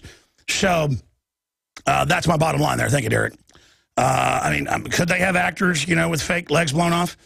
I've seen people with a leg chopped off before, and a tourniquet got around it, and they were in shock and turned white and just laid back. I mean, you can have your legs blown off, and if they're not sliced off clean, they'll stop bleeding on their own sometimes. But I don't want to get into it with people. Whatever. It's just the media wants to go with that. They don't want to look at Tamerlan now coming out was in the CIA and had aliases. That's mainstream news confirmed. They didn't even hide those facts now. That broke today. They don't want you to know about the senator saying there was prior knowledge. They don't want you talking about the drill, which was used as a smokescreen. They want you to focus on no one died, and it's all a 3D projection, from the Black Pyramid. Let's talk to Jenny in California. Got about a minute and a half. We're going to break with Lindsey Williams. Go ahead. Hello? Hey, Jenny, come on down. Welcome. Oh, I'm excited I finally got on. So I actually just have a couple questions instead of any kind of comments. When you talk about the martial law, you always state if it happened in Austin, you're not going to stay in your home. You're going to, go out and still live your life. I live here in California, and I've actually heard of a couple events that may or may not happen, and, maybe my area might be closed down. So my question is, if I would not, go with what they do when they try to come to my house, what do you think they will do to me? Do you think they're going to put me in jail and make me the terrorist? That's what my question is. No. Look, they're going to just keep staging this and get you used, just like they have the children locked down, get in a fetal position so the death count can be higher, duck and cover when the Russians A-bomb you. They always say, do what we say, go into a catatonic position when we tell you so they're in control. It's prisoner training. Okay, lock down, everybody, hands up against the walls. That's the Nazis. Everybody up against the wall. This is prisoner training. TSA, all of it is, they admit it. They've written handbooks on it. That this is all control of the situation training. and that we're all suspects. And this cop, you know, that commented on Infowars said, hey, we've got to, everybody's a suspect. We had to have the women come out with their hands up. You know, who knows? Maybe that blonde woman, you know, maybe the black lady is an accomplice. You know, everyone's a suspect but them who have a history of staging it. And we're going to skip this network break, obviously, and go to Williams here in a moment. So if there's martial law, I'm not planning to go out and offensively fight with people. What am I going to do? Go fight with poor cops? I mean, they're literally brainwashed clones. They might as well be the Tom Cruise character. I just want them to be free. It's ridiculous. I mean, no, I'm trying to stop a civil war. But once they start gun confiscations and burning down patriots' homes and doing all this, and they'll shut down communications during this, people are going to know, especially military folks, and they're not going to just wait for the cops to come to their house. Once the cops are committing these crimes, like redcoats, under the rule of common law and our Declaration of Independence, they're open season. And I've warned the police. The police know this. I mean, I've heard the local local sergeant Sam Cox. I guess we could say we're friends. I've hung out with him a couple times. He's come by the office, but I heard him on the radio, you know, a few weeks ago. He goes, if they try to take the guns, there's going to be a civil war. The collateral damage will be incredible. People aren't turning their guns in. He goes, and I'm not turning my guns in. And Larry Pratt's not turning his guns in, and none of us are. My point is, this is horrible, but you're in the wrong. Don't cross this line. And look, they're going to start it, and they're going to blow stuff up and blame it on us so they can be the good guys and we'll be the terrorists. I've told you this. I mean, they're trying to connect me to the bombings now. I could read you the headlines where, you know, Alex Jones influenced bombers, blah, blah, blah. It's everywhere. And you know, someday it'll be Alex Jones is arrested. And if they torture me hard enough, you know, electroshock and stuff, I won't even know who I am. They'll put me on sodium pentothal, roll me out, do an hour-long taped interview until I finally say, I did it. Yeah, I did it. You know, they've got the younger brother of Tamerlan who can't even talk, but they're in the news saying, he admits he did it. He's guilty. I mean, that's the opposite of our free society. And they're all like, it's the Muslim threat. Why is our president behind the Muslim threat? Because they're radicalizing Muslims to wreck the Middle East. It's a public plan. It's called the Clash of Civilizations. They want Shiite and Sunni killing each other. Syria's been a stable country. That's why they're overtaking it. Libya was a stable country. Certainly not a fan of Gaddafi, but compared to Al-Qaeda, he was a good guy. They're overthrowing it all. So I want the police to know, you're not just going to come burn down all our houses. You engage in enough atrocities, people are going to fight back. And the globalists don't care. They'll just get more drones. You're seen as drones. You're seen as a clone. You are called a biological android by the globalist. I've read stuff where Bertrand Russell in the 40s was calling police and their minions programmable. That's what they call TV programming, like you're stupid. Programmable human resources, biological androids. I mean, I don't like being called an android myself. I'm not an android, okay? I got free will. I can learn. I'm smart. And I'm just as good as you, New World Order. I'm just as smart as you. I just don't have a flavor. I don't have a taste to dominate people. I like to sit there and watch a movie with my wife and drink cold beer with a fat French bulldog's head on my lap. I never get tired of that. I never get tired of gardening. I never get tired of hunting and shooting. I never get tired of hiking. I never get tired of seeing my family. I never get tired. And you think I'm a freak. Your textbooks say I'm a bad guy. Thank you, man, for the call. All this stuff about how the family's bad. No, you're bad. You're bad, and you just want to abuse nice things. You want to screw up nice things. Come on in, crew. We have a short video clip of Badandi at the press conference showing him stand up and show his pictures before getting surrounded by the bald Secret Service agent. All right, we'll have that video added or uploaded to YouTube and added to a Don Salazar's video. If you can give it to Rob Dew or any of the crew, that'd be good. Good job. We'll show that coming up. But absolutely, they do not like this information. Some more photos and videos coming in. I knew they shot this and said they had it, but now I apologize for cutting into his time, but I know he's all right with that. He understands all the big stuff that's happening. Lindsey Williams wrote a best-selling book about the energy non-crisis, how they were shutting off our oil supplies because he was used as an intermediate liaison. That's standard, by the way, to use a preacher in that, especially in the old school, by the big four major ones there at the time, when they opened up the biggest oil field in the world, bigger than Saudi Arabia. and just to recap who he is, and he knew the head of Atlantic Richfield and one other guy. The head of Atlantic Richfield's died, so we can say Ken Fromm's name. We can't say the other guy's name, who they just want to tell you what they're doing to you. Also, they don't really like it. They've kind of gotten to the point of, well, I'm telling you because I'm arrogant. And really, the truth is they have a conscience. It's almost like a game they play with God. Oh, I warn people, you know, now that you're getting closer to the graveyard. See, I'm close to the graveyard, folks. The New World Order comes after me, so it's really empowering to be so close to the graveyard. Free, baby! I'm God's forever. You can't change that. That deal's sealed. And it's the same with Lindsey Williams, and his book came out almost 30 years ago, all been proven. And he has this other big source. We know who it is. We've talked to him. Leave it at that. He gets pretty mad when people call him up, but it was first Stan Monteith that called him up, because Stan doesn't just believe stuff, Dr. Monteith. And so he's here to give us the newest intel in the 30 minutes coming up. Maybe we'll do some overdrive with Pastor Lindsey Williams today, and I'll get to your phone calls too. But Lindsey, what do you make of the Boston bombing and our government funding al-Qaeda? It's now come out that these guys were, at least the older brother was CIA. That's at Infowars.com right now. What do you say to that? Well, Alex, first of all, I want to thank you for something. You actually advertise products on the Alex Jones Show that possibly saved my life. I'm sure that many of your listeners of the Alex Jones Show are wondering where Lindsey Williams has been for the past 3 months. I didn't know that. I didn't know you were... radio shows. This is the first show I've done. I was so sick, I thought I was going to die, and afraid I wouldn't. My elite friend, whom you know, possibly saved my life. He came to me one day and he said, Lindsey, you've got to go where we go. I did. And it relates to something. Well, first of all, Mayo Clinic, they could diagnose what I had. They had no treatment for it whatsoever. It relates to a product that you handle right here on the Alex Jones Show. Folks, you positively must, after this show, go to the Alex Jones website. You've got to click on Carnivora. Alex, they must have it in their medicine cabinet. Well, I'm going to be honest with you, Lindsey. I didn't know you were going to do this, and I did not take Carnivora as a sponsor on the radio. I guess we have like this ad system where ad service sometimes loads them, and then we have to. But I don't know if it's good or bad.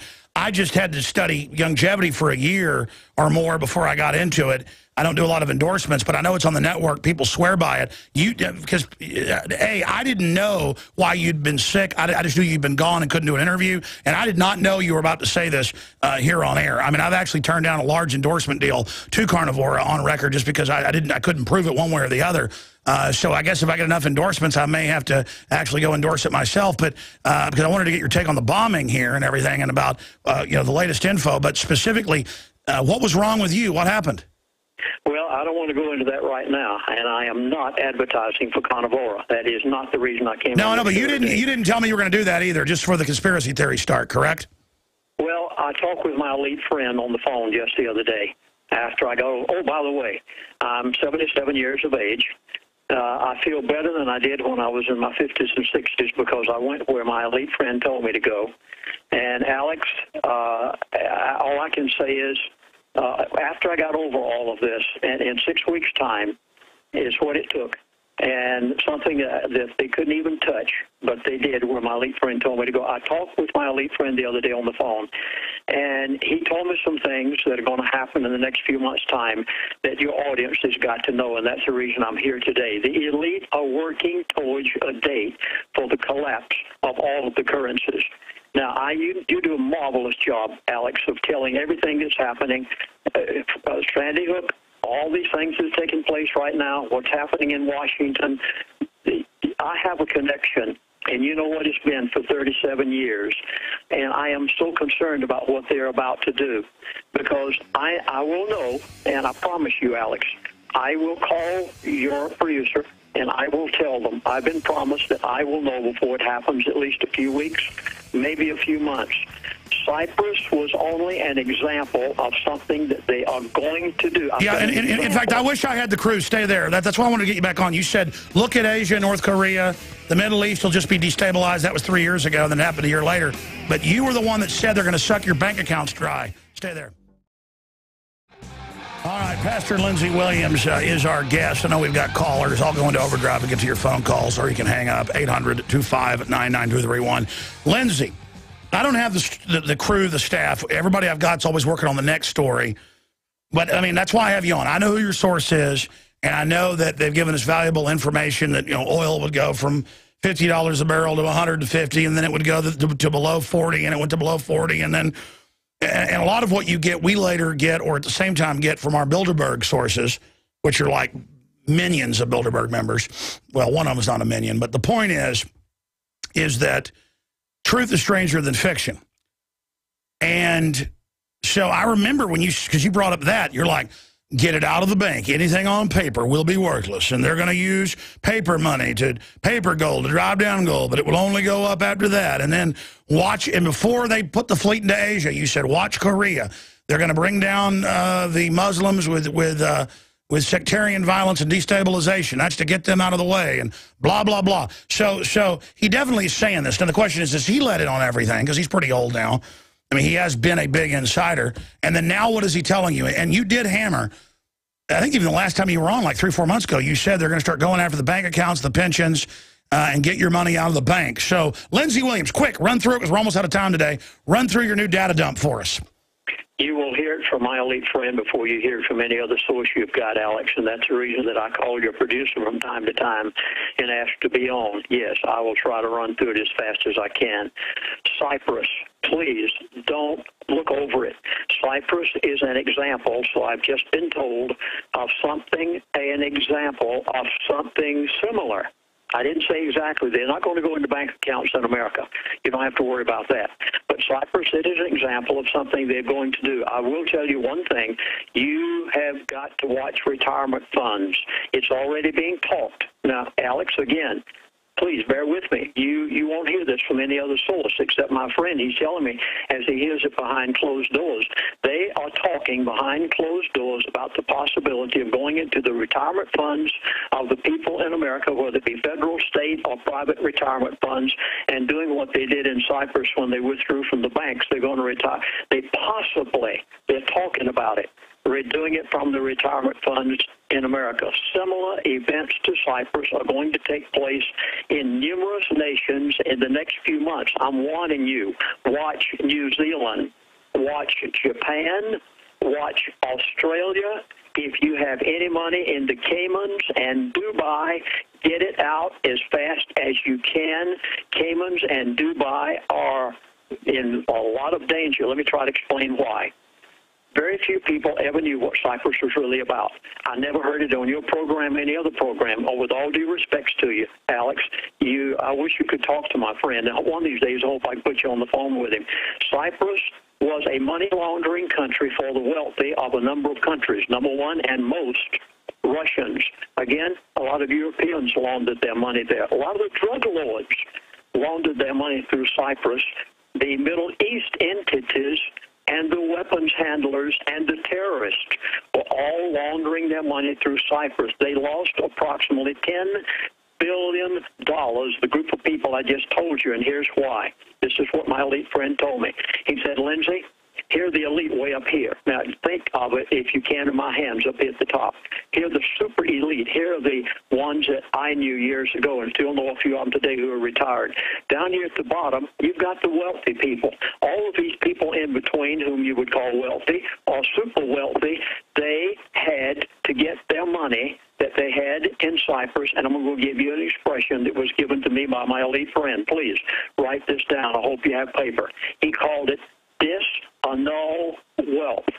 The elite, the New World Order, the top, the Bushes, the others that you know who are at the top of the New World Order and the elite, they are disannulling the wealth of the wealthy and the super wealthy. They did it in Cyprus and took $10 billion approximately from the Russians, the Europeans, the drug lords. Did you notice that Russia within the past week has announced that they are going to do something with their currency similar to what the Federal Reserve is doing with ours? There are some very strange things that the elite are doing right now in order to affect Russia and China. Now, people, please remember, 3 years ago, Alex and a number of other radio talk show hosts, including Dr. Stan, came to me and said, we look like we're fixing to have a war with Iran. And Alex, you remember I was on your show and I told it. I went to my elite friend and I said, is there going to be a war with Iran? He laughed at me. That's when Mr. Fromm was still alive. He laughed at me and he said, no, Chaplain, there's not going to be a war with Iran for the next at least 2 years. We've gone by 3 years and everything that man told me has happened. North Korea, it's another saber rattling. Iran was a saber rattling. It was trying to get your attention off of the main issues, what they're going to do to you financially over the next few months' time. And is hold on. How many months, according to your source? 2 months, 6 months, a year? Because they are trying to train us basically for martial law, which they'll call a civil emergency. And do you have any intel on the Boston bombing? Have nothing on the Boston bombing, and I've tried my best to get my elite friend to talk to me about North Korea, and the reason I've come to the conclusions I have is because of the fact that they won't peep. But I did do this. When I went to my elite friend, when my elite friend was talking with me on the telephone the other day, I was so startled by what he told me until I went to a second. By the way, Alex, I've been put in touch with the second individual that I knew back in those days, and I went to him and I said, is what this first individual, and I called him my name, is what he told me true? He would only say one thing, yes. He wouldn't say any more. He wouldn't elaborate. I couldn't get him to say any more. I know it's true. They are right now in the process of attempting to set some dates for the collapse of the currencies. The New World Order is in its final formation right now, and Alex, is partially because of your program. There are programs such as yours out there who have gotten so much attention and have awakened so many people, it is literally frightening the elite. And you ought to pat yourself on the back. And every person listening to your show should be so glad that you're out there, because you're telling them things that is literally stirring the pot of the elite to the point that they realize they're going to have to push their program a little bit more. And I want to give it to you. Please listen to these words. I am giving you buzzwords right straight from my elite friend of a few days ago. It came from David Stockman on April the 7th of 2013, and I'm going to point out the buzzwords to you right now. Please give me time to read it. David Stockman wrote, the Fed's quantitative easing policies following the credit crisis has flooded stock markets with cash. Even while the Main Street economy remains weak, the combination, he wrote, is unsustainable. Now, here's the words. You've got to notice these buzzwords. When it burst, did you catch that? This is the quote of the budget director for the Ronald Reagan when he was president of the United States of America. And I told you in the past, Alex, I've said it over your program numbers of times. When I lived with the elite, one of the facets of their code of ethics is they must tell you what they're going to do before they do it. And they've told you by two people, and I'm going to read you both of their statements. Number one is David Stockman. These are buzzwords directly from the elite. I've been told to tell every audience that I can. Here it is. When it burst, David Stockman said, it's not if, it's when. Listen to the rest of the words. There will be no second new round of bailouts like the ones in the banks in 2008. Did you catch that? There's not going to be another quantitative easing 1. There's not going to be another quantitative easing 2 or 3. He said it will not happen. Let me tell you what he did say. He said instead, David Stockman said, America will descend into an era of zero-sum austerity and virtually political conflict, extinguishing even today's feeble fragment of economic growth. Now, you ready for the second buzzwords? Folks, please, you've got to hear these and go back and look them up for yourself. This is on April the 5th of 2013. Please, please, please hear this and go and do something about it immediately. This came from Vice President Joe Biden when he spoke at the Import-Export Bank Conference on April the 5th of 2013. These buzzwords should shout so loud over the Alex Jones Show today that you don't waste any time going to my website and get my new DVD that we produced just this week. You've got to get it. New signs. Listen to Joe Biden's message. Please, he said, at this Import-Export Bank, he said, Biden called for the creation of you got it? You ready now? New world order. What did he say? New financial institutions. Folks, please, are you catching this?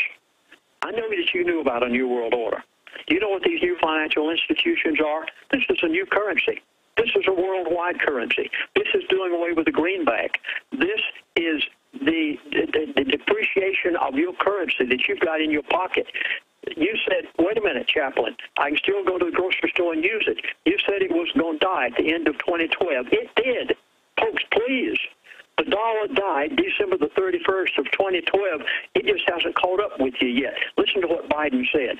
He said, new financial institutions. Secondly, updated global rules.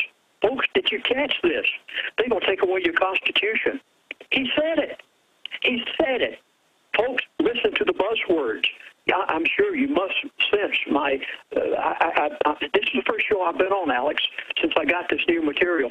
He said, updated global rules. What you talking about? He's going to take away your Constitution. They're going to give you something different. And then there was a third expression he used, a level playing field. Americans, you're going to be brought down to the level of Mexico. You're going to be put on par with South American countries. They have already given you their buzzwords. You must listen to what they're saying. You positively must do something about it. And my elite friend cares so much about me and my family. After all, he's in his 70s. He has children, too. And he and I do a lot of talking here lately. And he has told me what to do, Alex. And I don't know how much of that you want to go into today. Sure. Tell us his view, his perspective. Okay. First of all, Canada, I'm sure you saw what they did. Canada, in their new budget for 2013, I'm even going to give you the pages. It's on page 144 and 145. Go look it up for yourself. This is Canada's budget for 2013, page 144, 144, 45. The Canadian government has promised to use Canadian deposits to save, and I'm giving you the exact words as you'll find it in their budget, systematically important banks. Canada already has it in the 2013 budget that they can do the same thing that they did in Cyprus, and they will have the legal right to do it because it's written right into their budget. And by the way, that's the Queen of England, and they said after that happened a few months ago, they said we're going to use this in the EU as the model and take everybody's money, and if you don't like it, you saw the SWAT teams take over every house. They're going to come to your house. They're going to line you and your family up and blow your heads off because you're terrorists. Now, they took the price of gold and silver down intentionally. I wish I'd been on your show back a month ago. I wasn't feeling like it. I couldn't have done it if I had tried. And I hope, Alex, you'll please, for the sake of the health care system that America is about to enter into on January the 1st of 2014, I beg of you to allow me a portion on your program someday to talk about the new medical care system. No, I was not pushing carnivore a moment ago, but I need to talk about what my elite friend has told me about the medical system. That's another whole program someday. Now, well, no, they're bankrupting and all where you can't even get it. My dad is in medical care management. And he says it's designed to bankrupt it, and it's designed to wreck it and make sure you don't get health care.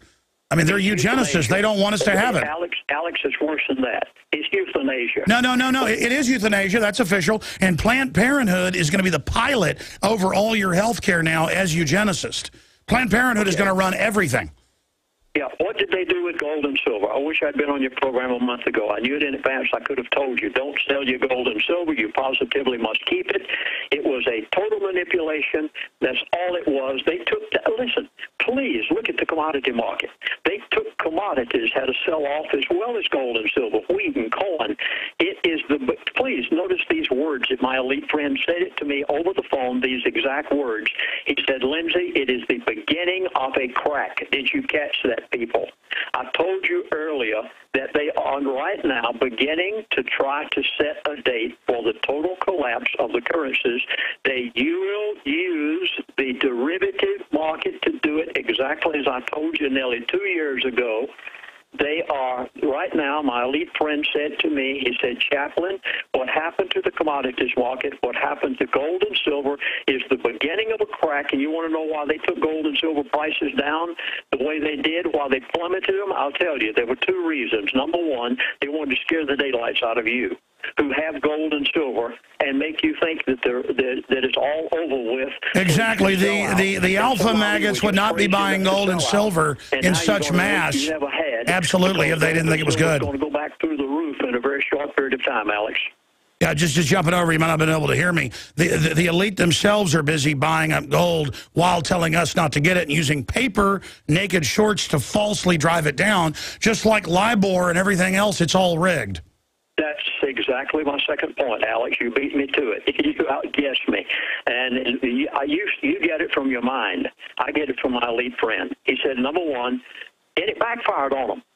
Now, please, I've talked with some gold and silver dealers lately. They say that people are buying it like mad. They can't even get silver. Yeah, it had gotten too expensive for most people. So, yeah, people are using it as an example to buy. They wanted to get people scared to death and make them sell. Instead, it was just like Obama when he... No, this is helping Ted Anderson. ...go to the gun store and buy more. Yeah. And the same with gold and silver has happened. There was a second reason why they took the price of gold and silver down right through the floor. They wanted to buy it. The elite, my friends, have literally bought as much as they possibly can get their hands on. Now, notice what else they did at the same time. They took the commodities market down. And as he said, it was the beginning of a crack. Do you realize that copper went to a 52-week low? They had to do all of this in order to bring the economy to where they want. They have brought the global economy. Oh, yeah, they want to force us on food stamps. Stay there. We got to go to break. Lindsey Williams. By the way, here's the info up at Infowars.com right now. Illegal immigrant testifies before Senate Judiciary Committee, wants American dream for her 11 million cohorts. But I can't go to Mexico. That's predominantly the majority of this group. I can't go there and then get a bunch of free stuff for myself. That's up at Infowars.com. But then you look over here at DrudgeReport.com, Obama administration paying people to recruit folks onto food stamps. That's Washington Post. Fraud more than doubles in 3 years. That's CNS News. Report, IRS issued billions in improper tax refunds. Yeah, right here in Austin, one house got something like $89 million. And they didn't get in trouble either. It's kind of like the guy they think sent the ricin. He probably was put up to it by him. If you look at the intel, then now he has to be let go. He said he was part of a secret army for Obama. It is an army of just lawlessness. Man, these people are sick. And the legal immigration is over the top, because here's the deal. Just like the supposed bomber patsies, we're headed to New York City to party, and we're on all this welfare and had elite tuitions paid for. Folks, when you're a citizen and you are seen as a libertarian or conservative, you don't get anything. All the doors are shut to you, because you're seen as coming from a culture of guns and liberty. The globalists are bringing in foreigners, not to make them Americans, but because they come from countries where they're slaves, they'll play ball. And this is a sadistic takeover, because the globalists have a score to settle with America. We're going to be leveled. So just remember that, folks. Lindsey Williams, we're almost out of time. I'm going to overdrive and get calls here, but the time we have right now, bottom line, they are trying to impoverish the world. I mean, that's the stated plans of the globalists. It's the stated plans to get our pension funds and bank accounts. What do you got on the war front from your associate? You're saying a number of months. How long till they, because I know Congress is talking about lovingly taking over retirement accounts to safeguard them, but also tax them. This is after tax money. I mean, why not? It's for the earth, Lindsey. Please go to LindseyWilliams.net, not .com, .net, N-E-T. Lindsey is spelled L-I-N-D-S-E-Y. Please go there to LindseyWilliams.net. I have produced this week a DVD telling everything that my elite friend told me. Is called New Signs That the Elite have just given me. It just came out Monday. That's right. We're only down to Wednesday today. LindseyWilliams.net, or go, if you will, to our toll-free number, and it's 888-799-6111. American operators, by the way, 888-799-6111. And, Alex, you'll appreciate this especially. We dropped the price of our new DVD series 70% compared to what we charged for our previous one. To get it out to people. All right, Lindsey, I'm out of time. Thank you, brother. All right, out of time. I appreciate it. And Lindsey's a great guy. He really does have that source. I'm not paid to promote this stuff when he comes on. I mean, I like Lindsey. I like the stuff, but it starts, you know, I mean, he does have important information, but as for, you know, cancer cures and stuff like that, I'm just not part of it. That's all I can say right there. You know, I occasionally infomercial with longevity stuff because I really believe in it and have tested it and know it. And Clemson's done studies on it. It really is powerful. And my sponsors are great. If you hear me endorse something, that's my sponsor. But appreciate Lindsey Williams coming on with us. We're going to go to break now, and we're going to come back and take your phone calls and get back into the Boston bombing. And I was pretty fired up at the start of the show and try to refocus, take your calls in overdrive. Some stations carry it, others don't. Infowars.com audio feed. Go to Infowars.com/listen to find the audio feeds and the video feed. The free video feed's only been up the last few weeks because of the crisis. I can't usually pay for it. It bankrupts us. So be sure and become PrisonPlanet.tv members. One membership is 11 memberships, and that's how we fund ourselves. All right, ladies and gentlemen, we'll be right back in the fourth hour. Infowars.com/listen. All right, we're in the fourth hour in overdrive. I want to welcome the stations that follow us here. I used to do 4 hours. I went back to 3 because I do the nightly news, but I ended up doing 4. So I should have just said the show's always 4 hours because some stations quit carrying the fourth hour, which is a tragedy. And so did XM. So, because I pointed out it wasn't live. They didn't know for years it wasn't live. But it's live a lot of the time now, and we're live, ladies and gentlemen. I got to reset and recap. It's like living in a movie, having my life. And I don't say that in like an excited way. It's a big responsibility, and I'm just a regular guy, and I'm not up to all this. But I try to be as moral as I can and try to be the best person I can. And also at the same time try to pay our way to fight the globalist. So we can fund ourselves without being under globalist funding or control. There's just so much going on in this world. Let's go to your phone calls. I'm going to recap the top stories. Some big breaking news that is just epic. The Big Brother on record documents released in Georgia, training under a CIA program, which we already knew. It's like never ending. Why did it have to be the government again? It's so creepy to see all those Boston cops involved in it as well. I mean, and I'm not saying they're involved doing it, but like going along with it. I mean, it's, and they grabbed that guy and cut his larynx out immediately. They wanted him dead, but the media had the live feed of it. It's just horrible. But, I mean, that's what they do all day long. I mean, they'll cluster bomb Iraqis and make jokes about it and watch the videos back at base like it's fun. So you have empathy for a reason, folks. It's all going to come back on us. Jordan in Missouri, Saudi national suspect. You're on the air. That's the point you want to raise? Go ahead, brother. Yeah, Alex, it's good to talk to you, man. I salute you and your team for what you do. You put your lives on the line. I appreciate it, and so does everyone else. And I've been waking up a lot of people about this stuff. But anyways, I wanted to ask you about that Saudi national because I don't know if you've seen it, but Glenn Beck was on YouTube saying, I give Obama till Monday to tell the truth about the Boston bombing, or I'm going to release information on the Saudi national. And he, of course, he never came out and said anything about it, and that's Glenn Beck for you. Don't stick to his word. He loves suckering people. He's a nasty, I'm not going to, no, I take it back. He knows there's FEMA camps, the legislation, the bills, the civilian inmate labor camp. Guys, pull up a re-education camp Army manual, army.mil. Show it to viewers. I'll give people the FM number.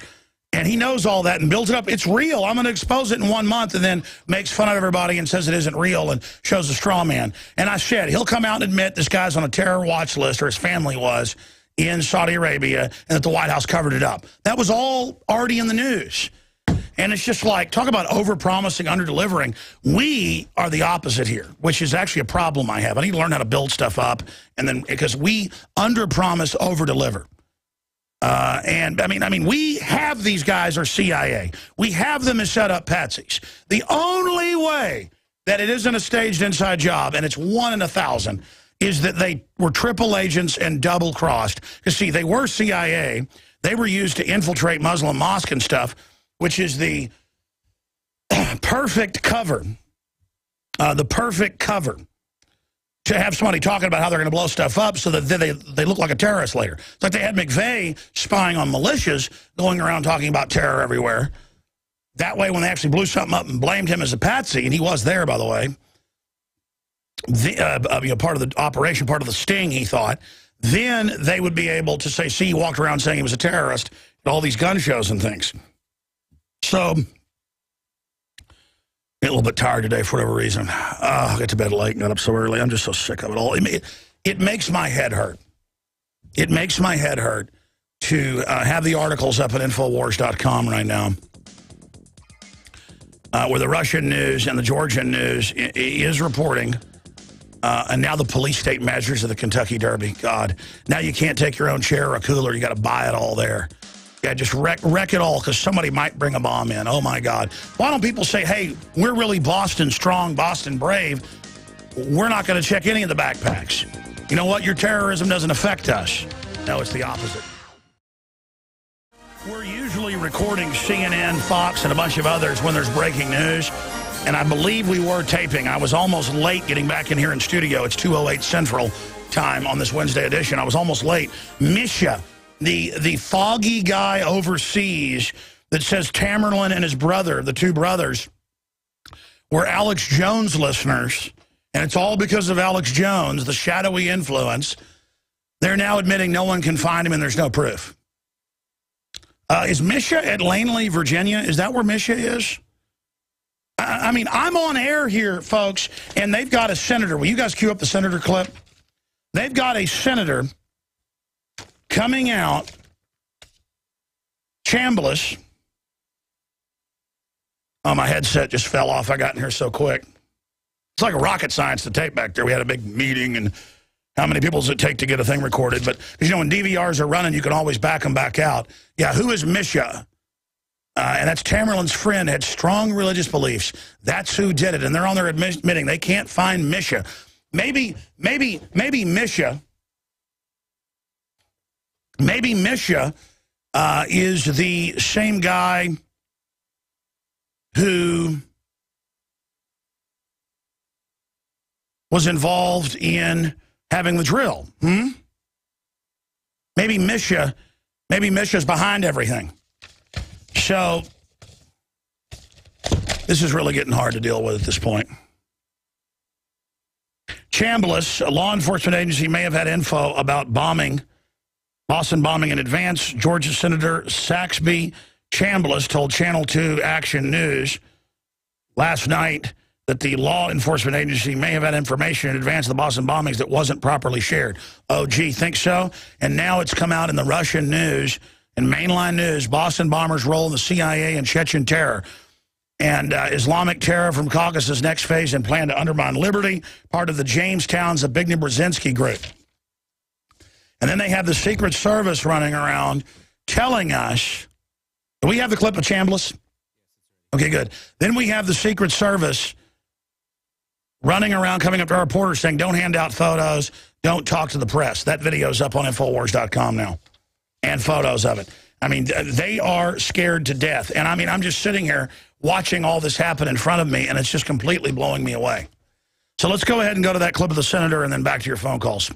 Senator Saxby Chambliss told Channel 2 Action News within the past hour that a law enforcement agency may have had information in advance of the Boston bombings, information that was not properly shared. First, bringing you up to date on the investigation. Tonight, two officials say that Tamerlan Tsarnaev liked to look at extremist websites. He died in a violent getaway attempt last week. His younger brother remains in the hospital. Today, we found out that he is in fair condition. And Senator Chambliss talked to us about the information that was not shared with law enforcement. He wouldn't elaborate on the agency or what the information was. There now appears that there may have been some evidence that was obtained by one of the law enforcement agencies that did not get shared in a way that it should have been. If that turns out to be the case, then we have to determine whether or not that would have made a difference. Noon today, we learned 50 people are still in the hospital in the Boston area. Some of them are now without limbs. Land of the free, home of the brave. Again, the article is up at Infowars.com right now. Right now, we have the headline, Tamerlan attended CIA-sponsored workshop. He had aliases. He had it all. And Kurt Nemo's been adding to that article since it broke. We need to add the whole history of it. The head of the MI6, the head of the bombing on 7/7 was MI6. It just goes on and on and on and on. That story needs to get out to everybody. Because, we tend to put out one article about something about, oh, look, he had an alias they let him use, which shows he was an intelligence operative. Hey, look, the Russians inquired about him to blow his cover. Hey, look, now he's hanging out at a Zbigniew Brzezinski CIA training system to infiltrate and kick the Russians out of different countries. I mean, this is incredible. And they're not there to kick the Russians out to bring freedom. They're there to put in al-Qaeda to turn the place into a Stone Age hellhole, like Libya and Syria. I mean, it's so immoral. But they want to do that to America, too. They're wrecking America. And then using the threat. American Free Press, UK Bilderberg 2013 meeting confirmed. That makes me think it might not be confirmed. Because it's been all over the map, thinking it was in the U.S. and stuff. But I know they put out this info. Good job for them getting that. Watson thinks he confirmed it about a month ago. Or I guess 3 weeks ago. So, there's the AFP podcast where they're talking about it. So, but it looks like that is the case. So, AFP Mark Anderson. Hey, get Mark Anderson on, guys, the next few days for a quick pop in. We've got Mark's number in the computer. At least we did 100 times ago. But we need to get Mark Anderson on. American Free Press, UK Bilderberg 2013 meeting confirmed. And it's an Infowars.com story. And he got an email from a Grove employee apparently confirming UK-based Bilderberg meeting this coming June, Anderson writes. An email replied to AFP from the Grove staffer and a check with the hotel website. Yeah, we've actually been by there. Calendar confirmed the hotel is booked solid June 5th through the 9th. The Bilderberg meeting itself, by all the latest indications, is to take place June 6th through the 9th. This updates the recent AFP report that stated England was likely general meeting location, but the meeting would be held June 9th, the 11th. At the time, the hotel where the meeting was to be held was not yet known. We should probably, just not that I care, but just for accuracy, we should probably add that it was Infowars.com that confirmed it was England. Just watch this. Infowars.com. Bilderberg in England. And there's a story. April 13th. Confed set to take place in Watford, UK. Paul Joseph Watson, so I guess it was 2 weeks ago. I think he had one before that, too. Hotel staff told high-profile group will descend on luxury venue. I don't care. It's a great article our Infowars guy wrote. I'm happy to promote what Anderson's doing. He's a good guy. Hope to have him on this year if I don't go. I'll have him on regardless. I'll be sending somebody. I kind of like to hide out in the shadows, though. I don't like being a rock star, I'll be honest with you. It's pretty amazing when I go to these things, what happens with the press, which it's like, I like hot dogs, but I don't want to go to a hot dog eating contest and eat 100 of them, you know what I mean? It's just kind of like Will you guys have this article added to the one that's on Infowars so people can actually see photos of the facility and the rest of it? And I believe, yeah, we got the date right whenever we reported it. Let me see if that's the same thing that American Free Press has got on their deal. Yeah, they got 6th to 9th, too. Okay, that's enough of me. Let's go to your phone calls. Clint in Kentucky. Hey, you don't have due process anymore. They say they can stop and frisk anybody they want because of the terrorist in Kentucky. Land of the free, home of the brave, huh? No, not anymore. It'll be a while. I was going to say, man, I was on hold yesterday when you had to close the show out. I really wanted to talk to you yesterday because I could hear disgust. I could hear anger in your voice, and I want to let you know that not only am I praying for you, for your safety, your strength, and your patience, but I want to ask that all your listeners say a prayer for you. You're really out there doing a good thing, and we need to know. I get mad because it's like watching somebody cram their hand in a garbage disposal and turn it on, and even when their hand's chopped up, saying, no, my hand's not chopped up. I mean, this New World Order is bad, and it is painful to watch it metastasize. Go ahead. It is. The Saudi national, I don't want to get into the exact same things that y'all have been, but wasn't it, didn't Obama stop in his name and Michelle Obama stop in his name, correct? Yes, they acted very, very suspicious. But well, here's what I want to say. And now they found one of them dead in the lake. Yeah, go ahead. Yeah, Mr. President, I'm paying your salary, so I would really like to know what you were doing on the clock, stopping in. I want to know what the meeting was about because I pay your salary. And I think if we push it enough, we may not be able to get the answer that we want, but at least we'll heat them up, and they'll have to give us some kind of answer. Well, let me ask you this question. Why do you think the Secret Service would go to a meeting that Obama and no other cabinet people were at and get in the face of a reporter that was going to bring up a drill? Well, I'll tell you exactly why, because I used to be on the other side of the fence. I used to be the one not making the right choices. When you flip like that, it's because you know you're in the wrong, and the only way to stop the person in the right is to intimidate them. And that's it. I mean, if you use intimidation, if that doesn't work, you really get scared because most of the time those people aren't tough. That's why they need numbers. They're not tough. They don't know what real war is about. So if the intimidation doesn't work, basically we push them in a corner and they're in a bad shape. Well, no, they're going to blow stuff up and blame it on us. It's what they do. They were going to blame the Tea Party. It didn't work. And so now they fell back to Muslims, who they probably actually had plant the bombs. They were CIA, definitely the older brother. That's confirmed now. All over the map, he was one of their minions, not an agent, or, quote, officer, as they call them. But they tried to then say, well, a foggy guy, here's his first name. He says Alex Jones made him do it. And then now they're on CNN. Imagine walking by in the coffee room, and they're talking about, what's the name? I don't have the AP article in front of me. Chamis? How do you say it? Here, huh? Yeah, Chambliss. And they've got it on screen. I've got the article right here. Let me find it. Yeah, Chambliss says Alex Jones. Infowars. I mean, it's just like, come on, man. I expose them so they write me into it. What, are you going to find a cooker bomb at my house next, you jackasses? We'll skip this network break. Let's talk to PJ in Boston on the Boston bombing and insider trading. Ooh, it's always important to look at insider trading because they always do that when it's staged. I forgot to look at that telltale sign. We should create a checklist for people for false flags. Do they work for intelligence agencies? Was there a drill? Did law enforcement be told to stand down? All that's coming out. Did they have aliases? Did they try to kill the patsies?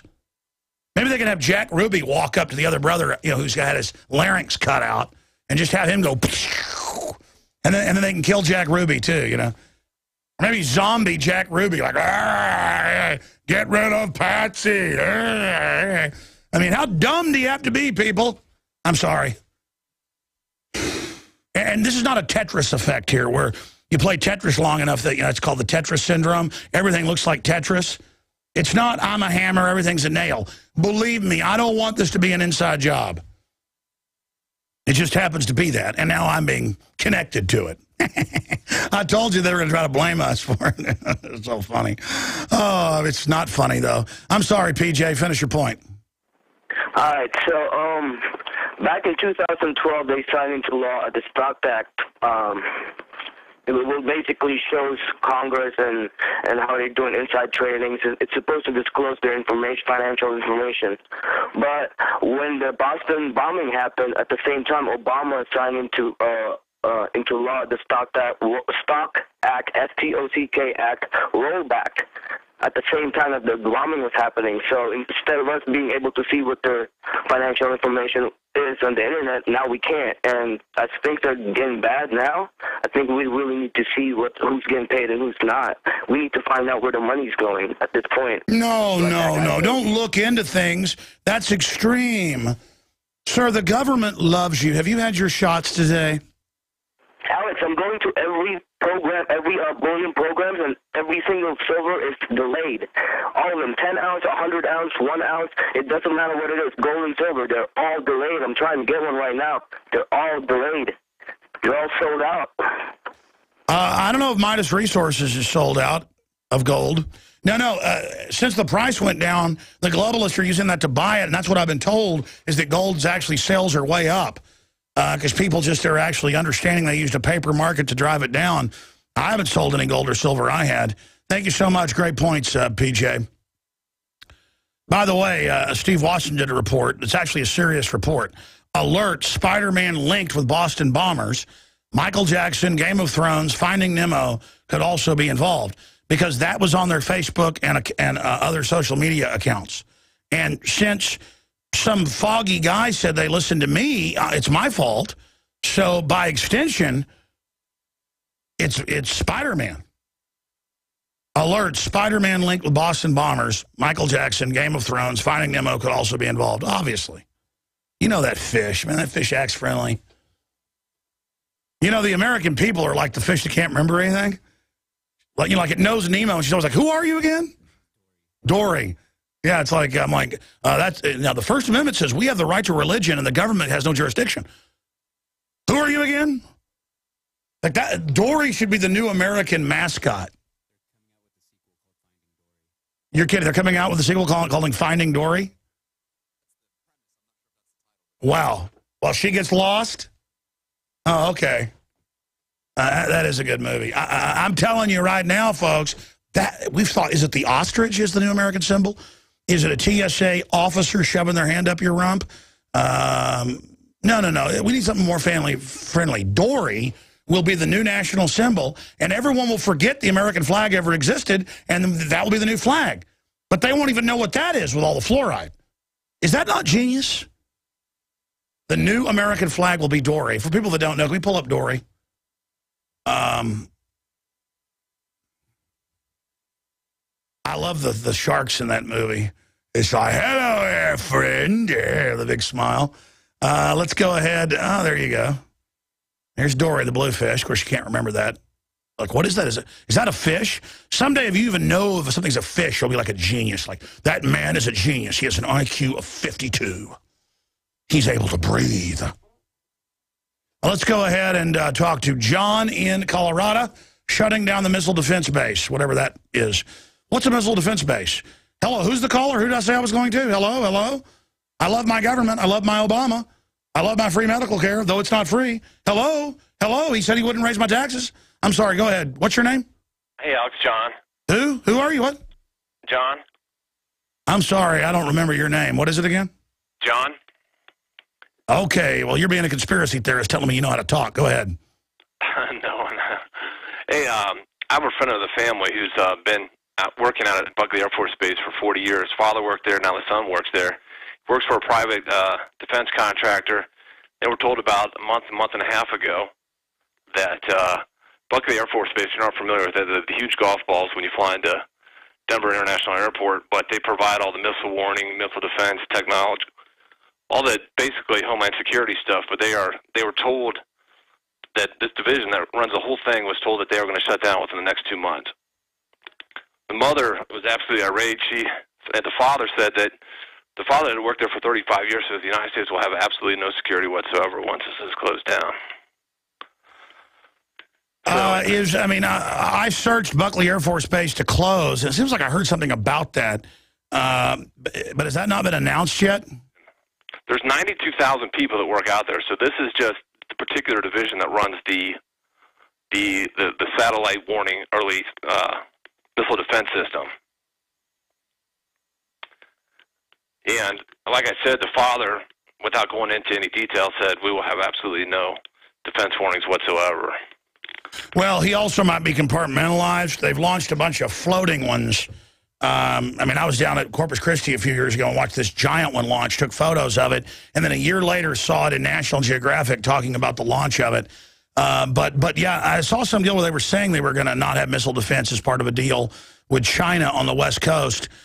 So, of course, look, a government with nukes, with missiles is not a threat. The threat is the veterans and gun owners and fathers. Yeah, there it is.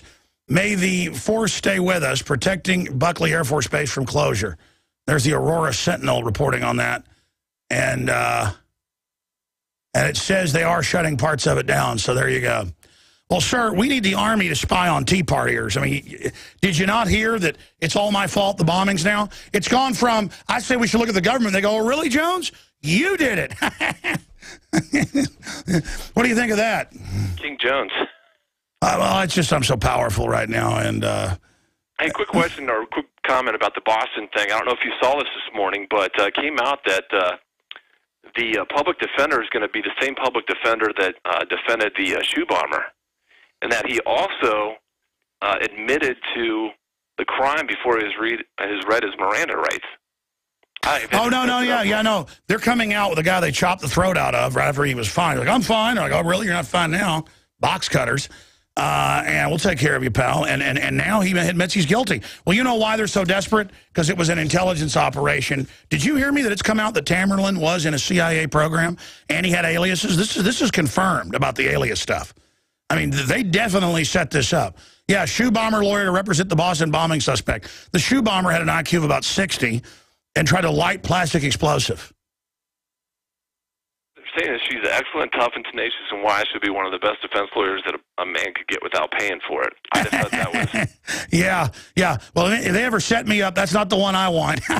It's like this great white shark really protects you from sharks in the water. Now, stick your legs in its mouth. It'll take good care of you. Kangaroo courts, man. All right, thank you. Yeah, John brought that up. We were able to confirm everything he said.